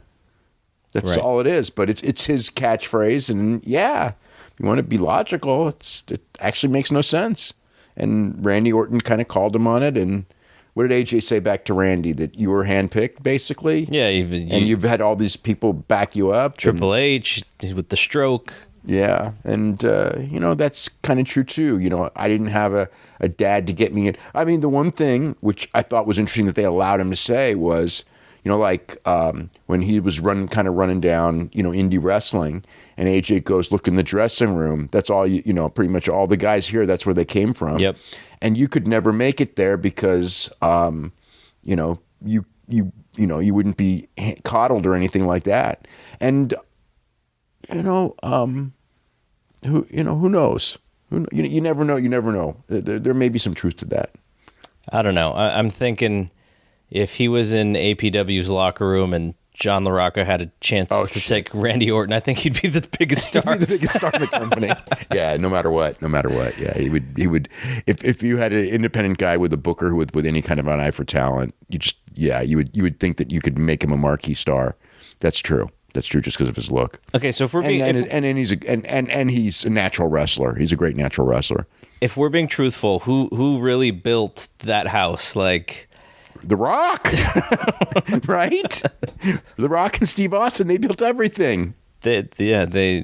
And then it's this house they built this beautiful mansion that's, like where we live, we take no care of it, and it's falling apart. No, that's really what it is, And I just find that interesting because, I mean, gosh, those guys built so much for this company. Yeah, they really did. They really did. So it's not. I guess it's not really falling apart because property values have gone way up in the last 20 years. So it hasn't gone. But it's not as nice as it was. Not as many people come. Not as many people come, right? So AJ said that Randy couldn't make it in this world, or in his world, with a knockoff diamond cutter, and his pose, and so that I wonder how Randy would do in like PWG. I think it depends on how driven he was. Well, of course. I don't know, I don't know if he would do well in PWG. I think he could do, because I remember like a lot of guys that came from WWE that went there, that would come there, and they'd people be all excited, like whatever, and a lot of them didn't really make it. That people would see him and go, oh. I mean, the ones who made it from WWE and PWG were like Trent Beretta, who like didn't have a WWE mentality. I think if he wanted to have a great match, he would have a great match. But if he wanted to big time people, then he probably wouldn't. And he wouldn't be back, and they wouldn't bring him back. Okay, so then AJ challenged Randy to a match at WrestleMania by pointing to the sign, which does not get applause anymore when people do that. Yeah, well, you can only do the same thing so many times. Everybody does the same thing. Well, they're all taught. They set it up the same exact way, too. And then they point, and it's now this like weird cliche, like you're supposed to cheer, and people, And the camera, they go from the camera shot, from the hard cam, and then they point, and they get behind to show the sign. It's the same thing every single time. Yeah. Yeah. Well, some people it's classic, and then some people it's just contrived and fake. Depends on your point of view. I think it works when the Undertaker. When it's the Undertaker, yeah. And he's doing that long stare, and people are just waiting for him to mention WrestleMania, and then it works. But yeah, I don't think people were waiting for AJ to point to the sign. Yeah. Okay, so I don't think people want AJ to point to the sign. Like it's like he's like new generation. Yeah. Asuka beat Sonya Deville, and they did the apron drape spot again. That missed again, and they missed again. Yeah. So there you go. Why would they go back to that? Maybe because they didn't get it right the first time, so they wanted to try again. Oh my gosh! It looks like it's so easy not to screw that one up, but somehow. And so, Mandy Rose purposely. The idea is she screwed her partner. Yeah, she purposely screwed Sonya Deville, and Deville kind of knows, but she's not 100% sure. She thinks that she did. Yeah. And Mandy's basically saying that, how dare you accuse me of this? Yeah. So what's going on there? I mean, I guess they're going to break up unless they don't. But then they got to have a match. Yeah, and who's going to care? And then the problem is, what happens to Sonya Deville at that point? Because the only thing that's keeping Sonya Deville close to relevant is the fact that she's teaming with Mandy Rose. Without Mandy Rose, what's the difference between her and Dana Brooke? Could they just other than she's better than Dana Brooke, but there's really they're Could they just replace her with Shayna and not tell anybody? At least, yeah. I mean, Shayna's ready to come up to me. I mean, at least Shayna's got Shayna's one of the best characters, as far as playing her role. There's very few in that company as good as her. Becky came out to do her interview. She threw away the crutch. Yeah, so she's healthy now, but she's still sort of limping. How does your leg get better after you sit in the figure 4? You're asking logic. They've given up on logic. They've given up on complete on logic. It's like there's no answer to that. So she basically is saying that she played Ronda like a fiddle, and Ronda did exactly what she wanted to do because Ronda's not very smart, and it was very easy. And then Charlotte came out, and they gave Charlotte 2 nicknames in this interview. They called her first the Golden Girl. The Golden Girl, Rue McClanahan. Right? Or Susan Anton. We were looking up Susan Anton tonight, right? Yeah, she was in a movie called The Golden Girl. Yes, I remember that when I was in college. And then Charlotte called herself Miss WrestleMania. So she's got 2 nicknames. Well, she's now she's got to live up to Shawn Michaels when she says that. Yep. I mean, I know she's there to do that, but now she's got to live up to it. She's got pressure on her now, which I'm sure she would have put pressure on herself anyway. Yeah. Given that, main eventing WrestleMania, for her brother, that's enough pressure right there. But now she has to go out there and have like a legitimate great match. So here's a question. With Ronda going full on heel, it kind of... I thought Charlotte as a heel had a place. Ronda was kind of the in-between. Becky's the babyface. But now Ronda goes heel... It almost makes Charlotte. What do you do with Charlotte? She's like the in between. So they just move spots. Yeah, but I think Charlotte has to be the heel because really, I mean, the program that you're going to be going, your go-to program is going to be Charlotte and Becky. I mean, that's what this whole match is about: is establishing Charlotte and Becky as the stars of the division until they find some other people to put in that spot. I mean, I guess you could have an Asuka there, but she's not. And, I know I've heard that name, Lacey Evans, who didn't walk to the aisle all night tonight. I wonder what she was doing. Yeah. They must not have been able to fit her in. And so Charlotte basically said she's been doing this for 4 years. Becky's kind of a flash in the pan. But Becky said the reason they're in the main event is because of her, and that was kind of how the segment ended. Isn't it because of Ronda? It really is. It's kind of funny. And so all those people who hate Ronda, what are you gonna do? Don't even realize that if it wasn't for Ronda, that they wouldn't have a prayer of being in the main event. They wouldn't even be considered. And they hate her because she's didn't pay her dues, not realizing that she elevated everyone and that she's more valuable to the company than the rest of them all combined. Maybe not so much today, but up until, November. Well, I mean, and then how much did she account for their TV deals? Well, if you, on that logic, then yeah, then I can say she's worth more than all of them combined for sure. So now I can get them all mad too. But hey, I mean, it's. But I mean, when they signed that TV deal with Fox, whose picture was on the wall in the office? It was Ronda Rousey. But at that point, it's like a team game. Like you just go, okay, like we got the exposure. Now we got to do something. Like you can't go frustrated with Ronda for helping your company make money. Yeah, I know.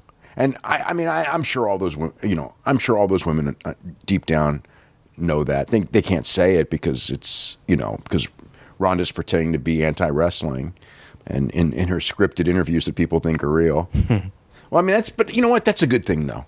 I mean, it's like Ronda Rousey's interview and all these interviews tonight. That's a good thing. It's so much better than that's what we've been complaining about for years. So the interviews were pretty darn good tonight. The interviews were much better tonight. Yeah.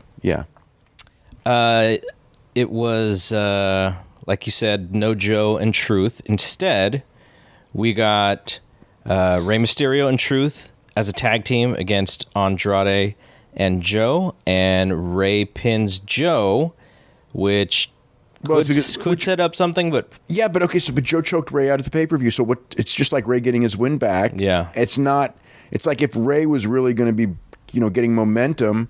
then Joe should have pinned anyone but Ray at the pay-per-view instead of pinning Ray.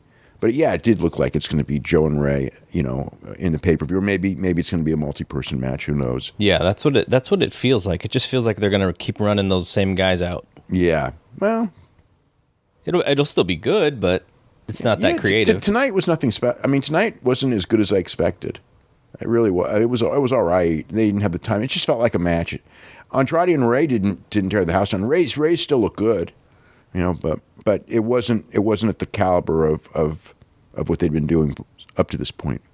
So earlier in the show, Daniel Bryan and Rowan were in Vince McMahon's office, and they came out, and Vince put them in a tag team match against Ali and Owens, and they were teasing that there was Vince was going to come out later in the show to talk with Kofi in the New Day. So Rowan pins Ali, and you were mentioning when we were watching this match that it's kind of a bummer that the fans aren't feeling Ali like they were, and then he was completely cold. Yeah, and then they just beat him. Yeah, well, he's out of the picture, so someone's got to be there to put other people over, and they obviously put Rowan over because of next week's show. And then the segment with New Day and Vince, and it was Kofi as the employee of the month, like I mentioned. Vince got in a line about Kofi is a little bit older. He's an 11-year vet, and he has the two young bucks next to him who do all the work. Is that what we think it was for? Everyone seems to think that was a knock at Cody Rhodes, but we'll see. Wow. Yeah. Two young bucks. I mean, just the fact that he used the words young bucks, it seems pretty intentional. One would think. Yeah. And so Kofi, finally he actually got the mic because Xavier and Big E were speaking for him, and he finally got the mic, cut a passionate promo about how WWE's given him a great career. He's got a great family, but he also pays the price of having to miss Halloween with his kid, and he wasn't there when his what was the tooth fairy gave his kid money for the first tooth, and he was on the road somewhere. So then, what does Vince do? Stacks the deck, and Kofi has to beat Randy Orton, Samoa Joe, Cesaro, Sheamus, and Rowan in a gauntlet to get the title match. So, yeah, doesn't it feel like slight overkill here? We'll see. I mean, the thing that they kept the thing that they kept teasing is that the New Day as a threesome was just unstoppable tonight. Yeah. So I would imagine at some point they got to get involved in this gauntlet match, because they were definitely showcasing these guys as a threesome still. Mm-hmm. Yeah. Okay. So that was it. So I guess So that leads how many? What are we? 3 weeks out? Or are we still 4 weeks out from Mania? Okay. Well, we're the 12th. So we got the 19th, 26th, and so we got 3 more weeks. Okay. Yeah, we got 3 more weeks of SmackDown and Raw. Okay, so SmackDown. Do you have your notes? I have some notes, but if you have your full notes, we can just go by what you have. So it was the Kevin Owens show. He came out, got a giant reaction because it's Montreal. He said that this is my WrestleMania. He said that in French, so if you think that you didn't hear that, it's because he said it in French. He brought up that Vince will reveal the biggest acquisition in the history of SmackDown later in the show, but the biggest star in SmackDown is me. And then he called out Kofi Kingston, and Kofi and Xavier came out. Kofi's throwing pancakes, which to me is so second match on the card, and he's supposed to be the world champion. But they can't not do it, I guess. I think they kind of pigeonholed him and that they got to do it. Owens said congratulations. They gave Kofi a giant ovation. They mentioned that Big E was injured, and Xavier Woods complained, and this is actually a shoot. about all of the guys on his video show. Like, of the list of them, like 80% of them or more ended up being, those were all the guys that were moved to Raw. So it's like he wasn't happy about that. On the up, down, down. Up, down, down. Yeah. Like he asked for Tyler Breeze. Yeah, and he didn't get him. That's not too much to ask for. It's not like Tyler Breeze has these great plans on, on Raw right now. If he is on Raw, we don't even know. Tyler Breeze has kind of like disappeared off the face of the earth. So Kevin Owens ended up joining the New Day as an honorary member. They made him swivel his hips. He did that. The place went crazy for him. And he's the Big O instead of Big E. And he's doing Big E's intro. He put on a New Day shirt that was about 6 sizes too small. It was Kofi's half top. Yeah, well, that's why he probably couldn't get it barely over his shoulders. And the unicorn headband. He put the unicorn thing on, yeah. And then, so they announced that the New Day was going to wrestle Nakamura and Rusev. And then Cesaro showed up and said, well, there's 3 of them. So Cesaro got added, and it's going to be a 6-man tag later in the show. They brought up Finn Balor. He has switched. Like I said, Finn Balor switched for Samoa Joe, so each brand gets a secondary title. Finn Balor wrestled Mustafa Ali. They had a good match. I liked it. Balor winning with the coup de grace because after Ali missed a 450. Balor hit the John Woo drop kick and hit the coup de grace and won. They had Kevin Owens' initiation where he had to eat all these pancakes within 5 minutes and 37 seconds. To break Big E's record.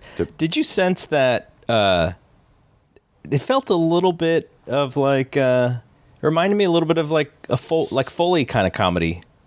For Owens? Yeah. A little bit, yeah. I guess, a little bit. Then R-Truth and Carmella came out, did another Bray Wyatt vignette. Kevin Owens ate the pancakes, beat Big E's record. They made he's now an official member of the New Day. Then he teased like he was going to throw up on them, but he did not do so. Knowing Vince, I thought he probably would. Charlotte against Carmella. It was there. Charlotte went with a chop block and a figure 8, so she's still, whatever. And then that match wasn't that good. No, it was just there. And then Lars Sullivan came out. R-Truth tried to fight him. Lars just kind of laughed at him. Truth hit his flying forearm. Lars didn't budge at all. Hit the freak accident. Then he started stalking Carmella, who kind of rolled out of the ring and left. Lars smiled at her. And then he hit R-Truth with a running powerbomb. So the one thing is pretty clear is that the diving headbutt is no more, which is a good thing. I didn't really think it would be good for that 330-pound guy to be doing diving headbutts, every match. I hope that they don't do the scary monster going after the woman who's afraid of him. I think they already did. But I hope this doesn't continue. Well, I don't know if it will. But maybe that's going to be his weakness, like Braun Strowman with Alexa Bliss. It's like the only story they know. So, so they're keeping them on, Lars is on this brand now. They officially announced Lars is on Smackdown now. After announcing last night Lars was on Raw, which I think was just a swerve. I don't think that's like changing the minds because I was positive Lars and Strowman would be kept on separate brands. Mm-hmm. And Strowman was going to stay on Raw now because Samoa Joe, because I knew that Strowman and Joe were going to be on the same brand, but I didn't know that Joe was going to Raw until tonight. So Strowman was for sure going to be on Raw. Is it because they're going to work together? Yeah, Joe and Strowman are going to work together for the U.S. title. Yeah. Becky Lynch came out. Ember Moon came out. She's the She-Nom, which she's used that term before. And she challenged Becky Lynch. And then Bayley came out to booze. Actually, very little reaction. Then she started getting booed. She said she was a singles competitor now. She got booed again. The Iconics came out. They bragged that they have 2 belts, just like Becky Lynch has. Do you think Becky 2 belts is going to get over with the crowd as a chant? Didn't get over as big as I thought it would, and she was encouraging it. I'm just surprised that they're allowed to say belts. I mean, it's like Vince has banned that word for so many years, and then Becky Lynch goes out there and tries to get people to chant it. Maybe that's the new thing, is you use it as a hashtag on Twitter, and if it gets like, I don't know, 50,000 retweets, then you can use it on TV. I guess. Yeah. So Paige came out to announce her team. Mandy Rose and Sonya Deville came out and said Absolution was back. Paige said, in fact, that's not the case. She introduced the next women's tag team champions, Asuka and Kairi Sane. So Sane did come up, but no Io Shirai. She stayed down. They put Asuka in there, which kind of hurts. Now I have no idea, like, why Asuka ever beat Becky Lynch. I mean, whatever. Yeah. And there's a big brawl in the ring with, for whatever reason, all the women are fighting, and nobody touches Becky Lynch, the biggest star of all. She just stands in the corner, and then she walks out, and everyone keeps fighting. And I guess it turned into a match with no Becky Lynch. So it was Ember Moon, Bayley, Sane, Asuka against Billie Kay, Peyton Royce, Sonya Deville, and Mandy Rose. And Kairi Sane pinned... who did she pin? Peyton Royce with the elbow off the top. So, looked awesome. Yeah, it's a great looking elbow, but man, it's like, I mean, there certainly makes sense to book on occasion to have your champions lose on television to set up title matches, but not every single match, and not 2 straight nights with 2 different teams. It just, I don't know. Those titles mean nothing. Maybe this is like the Rey Mysterio thing all over again. All the writers are trying to get the Iconics to win the titles, and Vince is like, okay, fine, here, but we're going to just beat them every match now. Who knows? It's like they're doing them no favors. But they got belts. So, I mean, they're above what they were before when they didn't have belts, just because they're being focused on. Then the Hardys did an interview, and they have the belts, in case we forgot. And they said they were the best tag team in space and time. And they're still hurting from Lars Sullivan from last week. I saw they were calling themselves Ghosts. Is that what they said? Greatest Hermanos of space and time. Ghosts. That's clever. That's but I had to think about it. So yeah, that's clever. Buddy Murphy coming to SmackDown, saying, like, you guys may not have ever heard of me, even though I've been on every pay-per-view and been champion for about a year and had like had some of the best matches in the company, but here I am. My name is Buddy Murphy, and I'm the so he's in. So we got 2 couples split up in the draft. Buddy Murphy and Alexa Bliss, and Charlotte and Andrade, which is interesting. Yeah, I don't know about that one. What, Charlotte and Andrade? Yeah. I mean, Charlotte and Andrade's being split up is a story. Like I said the other day, she's been really putting them together on social media, almost as if to say, like, this is the deal. And then they didn't split put them up on the same show. Then they split them up, yeah. Interesting. We had the 6-man tag. Crowd went crazy for Kevin Owens. Much lesser extent, Kofi Kingston. But it wasn't too bad as a match. Kofi Kingston hit the Trouble in Paradise on Rusev, and then Owens hit the Stunner, and Owens pinned him. So they gave Owens the pin, since it was in his hometown, which got the biggest reaction. So, they had that. So then Vince came out. People booed Vince in Montreal, and he said that SmackDown's got the biggest acquisition greatest acquisition in SmackDown history. This guy is the future of WWE. He exudes charisma.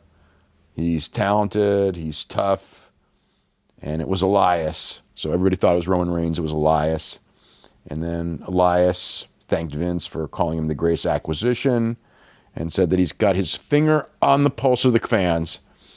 And then he started insulting Montreal and the fans for speaking French. Then Roman Reigns came out, hit a Superman punch on Elias, Superman punch on Vince, and speared Elias. So Roman Reigns got cheered at the end. So he got. So when it's over, it's like, usually after the draft, I kind of excited for some new matches and things. I don't know what it is, but I can't say that either brand got better or worse. Usually it's Raw that gets better, but this year I figured that, you've got to do something, and they still can before October. But if this is the SmackDown crew that they're going to Fox with, man. Well, I mean, they could always bring Rock back for a week, but that's all you're going to get from him. They could get Cena back at times, but and it'll work once, probably for Cena. Still got Daniel Bryan, although very noticeable. No Daniel Bryan this week. I don't have any update on why, but he's got an injury. I always worry when the injuries are not told. Mm-hmm. And especially with someone like him. Especially with him. Yeah, him. Yeah. Him or Sasha Banks are the ones that always worry me when you don't hear what the injury is. And yeah, Sasha wasn't booked for this week, so there's no change in her situation. So that's kind of WWE in a nutshell right now. So after the show ended, there were more announcements of people going to SmackDown. Chad Gable. Which breaks up the Bobby Roode thing. So Bobby Roode and Chad Gable were building that team up to do a split with Bobby Roode going heel. That's all out the window now. Mickie James. Which is whatever. Apollo Crews. Another whatever. Liv Morgan. Which breaks up the Riot Squad. And Heavy Machinery. Fine. Have we seen them yet? They've done a few matches. Yeah. They've done matches on both brands a little bit here and there. They get over in the ring, especially Otis. Otis does get over. Remember? Oh yeah. We have Otis with Alexa Bliss. We did that, and Yeah, they've been on. They've been on a few shows. Yeah. All right, so let's get to SmackDown. Overall, any thoughts after we were done watching it? Let me see. So it felt like a rerun. Yeah, and it really wasn't. Did. The Kofi thing, that it was done before, and the first time it was great, but it's too soon to do it again. And I was really bored for much of it. I think in the end, it did tell a good story. You get there and you get pissed off because Daniel Bryan beat Kofi Kingston in the end, and he's not going to be in. I think it's kind of weird that Daniel Bryan beats the guy before WrestleMania. There's a lot of the booking they're doing is weird. They're basically, every champion loses, every top contender loses. Seth lost. Who else lost today? Joe lost. Joe Orton. Well, yeah, but Orton's not champion. Joe is, though. Joe's a U.S. champion. They announced Joe and Ray, so that's a new Mania match. They obviously Billie Kay and Peyton Royce are going to be in that multiple person women's tag team title match. So that's 4 teams. So are they going to? I don't know if they'll add any more teams, but that's a guaranteed at least 4 teams. What is the largest tag team match ever? In what sense? How many people were in a tag, like 10 on 10? Like, what's the? Well, Survivor Series they had, was it the 5 tag teams, right? 5 tag teams, so it's 10. So is that the biggest? 20 people in a match at the same time? Probably for WWE, that's the biggest. I mean, of all time, probably not. There's probably something God only knows where that's probably done a lot more than that. Maybe they're gonna try to break the record. Yeah. Okay, so the show starts with Miz doing a babyface promo. He was very angry with Shane. He took some shots at Vincent. Everyone was doing a Kofi, sort of cheap pop. Everyone had to go, everybody had to do their promo and then talk about Kofi as well. It was like watching the 80s with Dusty. Yeah, and I thought for 70% of this, Miz was it felt like a parody of a promo, but at the end of a bad babyface promo. But at the end, it got good. Yeah. He got the crowd going pretty big behind him. They gave him a big ovation when it was over. Yeah, his delivery was excellent. It felt, at the beginning, it felt like someone reading scripted lines. Doing I wouldn't say a parody, wouldn't be my word, but a copy of a just a traditional promo. But yeah, by the end, I think it was pretty successful. Still, when it was over, and I don't know if there's anything they can do, but that would change this.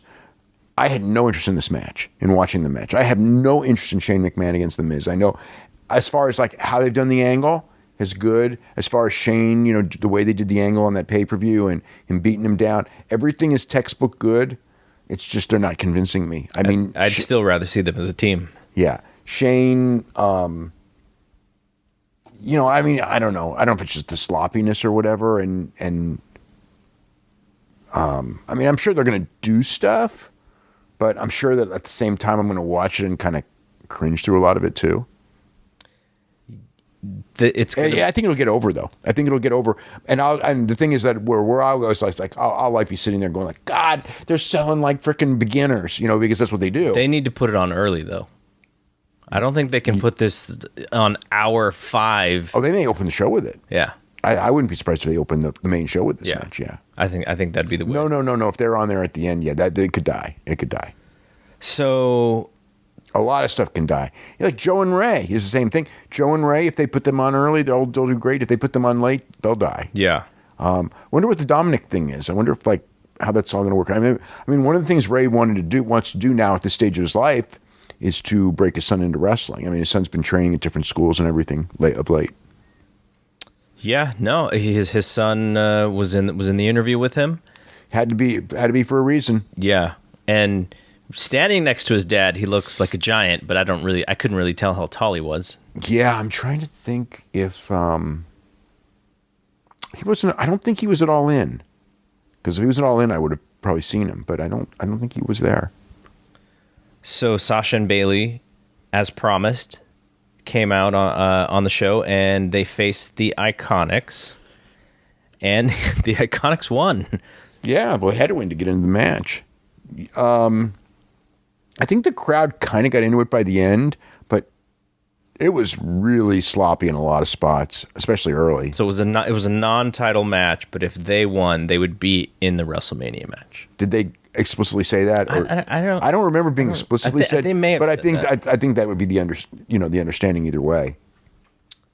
Yeah. Impressed? Not impressed? As far as the match? Oh, it was technically pretty bad.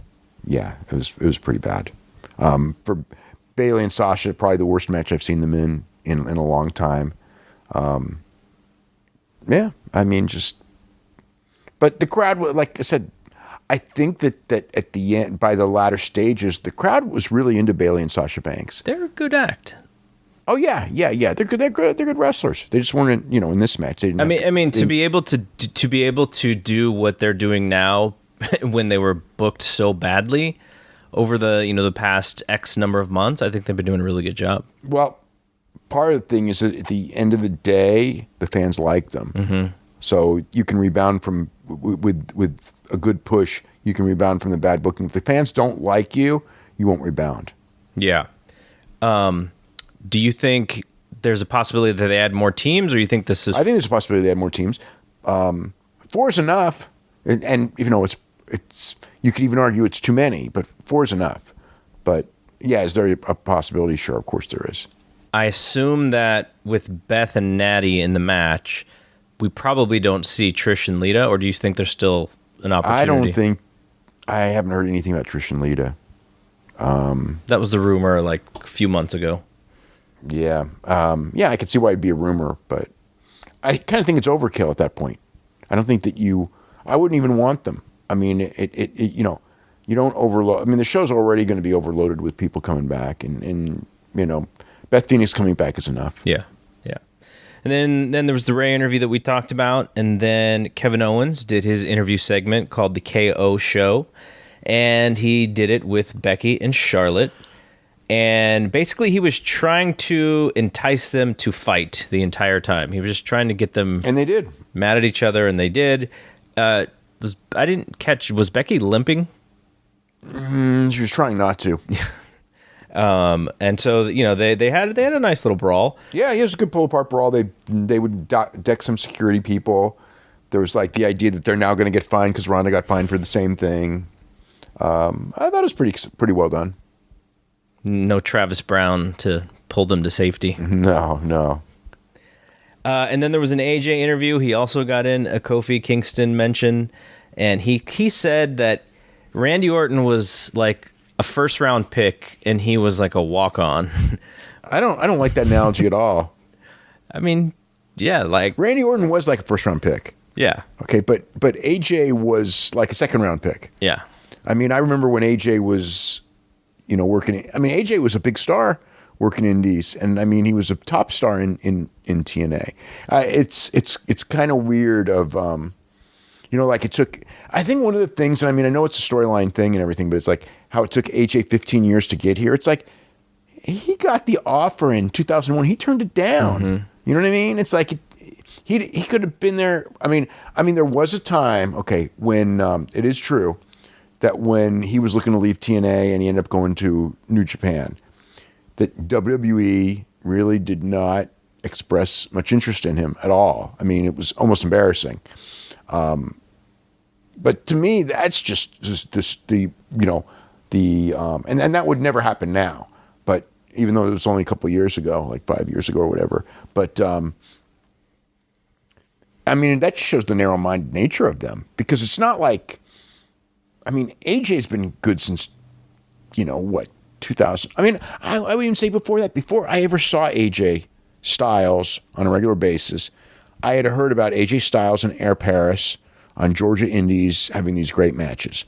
And then the first time I would have seen him live would have been 2001 at King of the Indies when he wrestled Christopher Daniels. And he was really, really good then. And he was always good in TNA. From day one in TNA, he was good. So it's like, yeah, I don't know. But I guess that's the writing team writes for Vince. They didn't call him the Pit Bull. That was Vince's name for him too. Yeah. And then we just had the long gauntlet match. So the beginning is Kofi and Sheamus, and I'll just say this now, which I like. Part of my issue with this match is that everything. It was too predictable for one thing. Well, but everything was a Hail Mary. Like, it's like Kofi out of nowhere. All he did was sell. Yeah. Right. And yeah. Every match had the same story. Exactly the same. And then you had Corey Graves, and actually both announcers, like basically every opportunity they had where Kofi was in trouble, they're like, oh, he's not going to win. It's too much. And they would do this like throughout the entire match. Did it for like 45-minute match.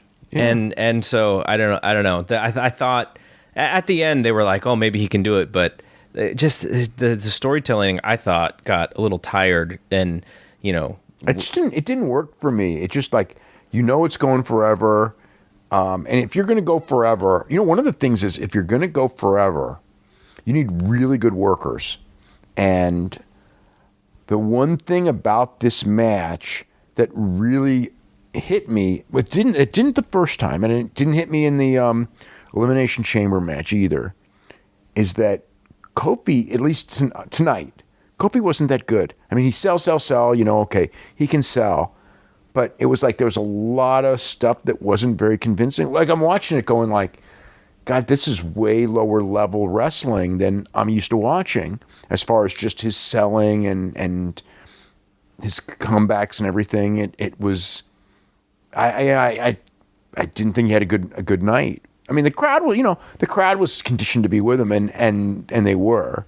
So, but I'm just so that's really a minor point. But like, to me, it didn't look great. So I mean, they put him with essentially Vince's killers, right? This was Vince's group of guys, killers. But and most of them are good guys, yeah. too. I mean, Cesaro's great. And him and Cesaro, I thought that was a pretty fun 7 minutes or whatever it was. There's a slight disconnect for me, though, because the story is that Kofi's been here for, what do they keep saying, 11 years. Yeah. And he's paid his dues, and he's ready, and he's passed over, and he just gets his butt kicked the entire match, and then, at the last second, he rolls somebody up and wins. It's like, I would have loved to see him in at least 2 out of these 5 to have really strong wins. Right. And then, maybe Samoa Joe comes in and just weakens him, or whatever. But yeah. I would have liked that a lot better. Yeah. I think maybe it would have gotten it off on a better foot. Yeah, because of the other thing too is like, I'm watching, like, what makes him so special? You know, I mean, yeah, he's selling the whole thing. He's got heart. That's what they were saying. You know, he's got heart and guts, but everything was just Hail Mary. Like, and I don't know. This is it was just, it didn't work for me particularly. But I mean, this is, I guess, you know, I think as a story, I think it actually probably worked good. Okay, I was just bored getting to the end of the story. Yeah. So Kofi pins Sheamus with the Trouble in Paradise. Cesaro comes in, and like you said, they had a good match, and then he pins Cesaro with the SOS. And then Rowan's entire thing was to beat up Kofi outside, get disqualified, soften him up, and then Joe came in, and he slips out of the Muscle Buster and rolls up Joe. And then finally, we get Randy. And then Joe chokes him out. Joe chokes him out. And then, so he's done, and then Randy Orton's in, and then they do a 15-minute match. And the way that he beats Randy Orton is Randy Orton setting up the RKO. Kofi reverses it, and he rolls Orton up, and Orton is so close to the ropes that almost, it seemed like just out of habit, he almost went to grab the bottom rope and then pulled his hand away at the last second. I don't know if that was part of it or whatever, but... And then so he wins, and they even announce him as going to WrestleMania to face Daniel Bryan. Yes, Orton called him stupid. Yeah, he did. He had to get his thing back because Kofi called Orton stupid a couple weeks back. So, that was pretty funny. Yeah. And so then Vince comes out and says, you know, he congratulates Kofi, and then he says, you still have to beat one more guy, and that's when they brought out Daniel Bryan. So now... Bryan, he's getting some near falls on Bryan. So, and then he loses, you know, with a running knee. Yeah. So what are we setting up here for next week? I don't know how they're getting to it, but obviously we're getting Daniel Bryan and Kofi Kingston in some form. So he's got to beat him maybe 1-on-1 or something. Yeah, Bryan can lose another fall in a tag team match. They beat their champion so much. It's like, what the championship? What does the championship means? You know? Yeah. I mean, look at all the champions that lose constantly. It's like, whatever. I mean, I guess fans are sort of conditioned to it, and the belts don't dry anyway. So I guess it doesn't. It's like before I would go like, they're going to ruin the value of the belts and the belts won't dry. Well, they don't dry. Aren't going to dry even if they book them right now. So it's kind of like they've already done the damage, I guess is the best way to put it. So what you do now is it's not any more damage. It's just, it is what it is now. Mm-hmm. So after this show, I believe this was on their website, they announced that Mandy Rose, Sonya Deville, Naomi, and Carmella would have a fatal four-way next week, with the winner challenging Asuka at WrestleMania. Interesting. So it's Naomi, Sonya Deville, Mandy Rose, and Carmella. Mm-hmm. Mandy Rose just got the shot. I'll tell you one thing, and again, this is since Ray's getting the shot at Joe at WrestleMania, this to show you how short side or how far back this booking went. Joe choked Ray out at the last pay-per-view to win when you had R-Truth who could have lost or Andrade who could have lost that are going nowhere. So that tells you that on the day of the last pay-per-view, there's no way this match was planned. Now, by that Tuesday when Ray goes and beats him in the tag, it probably was. So, Ray and Andrade were originally booked for WrestleMania. And why that changed, I have no idea.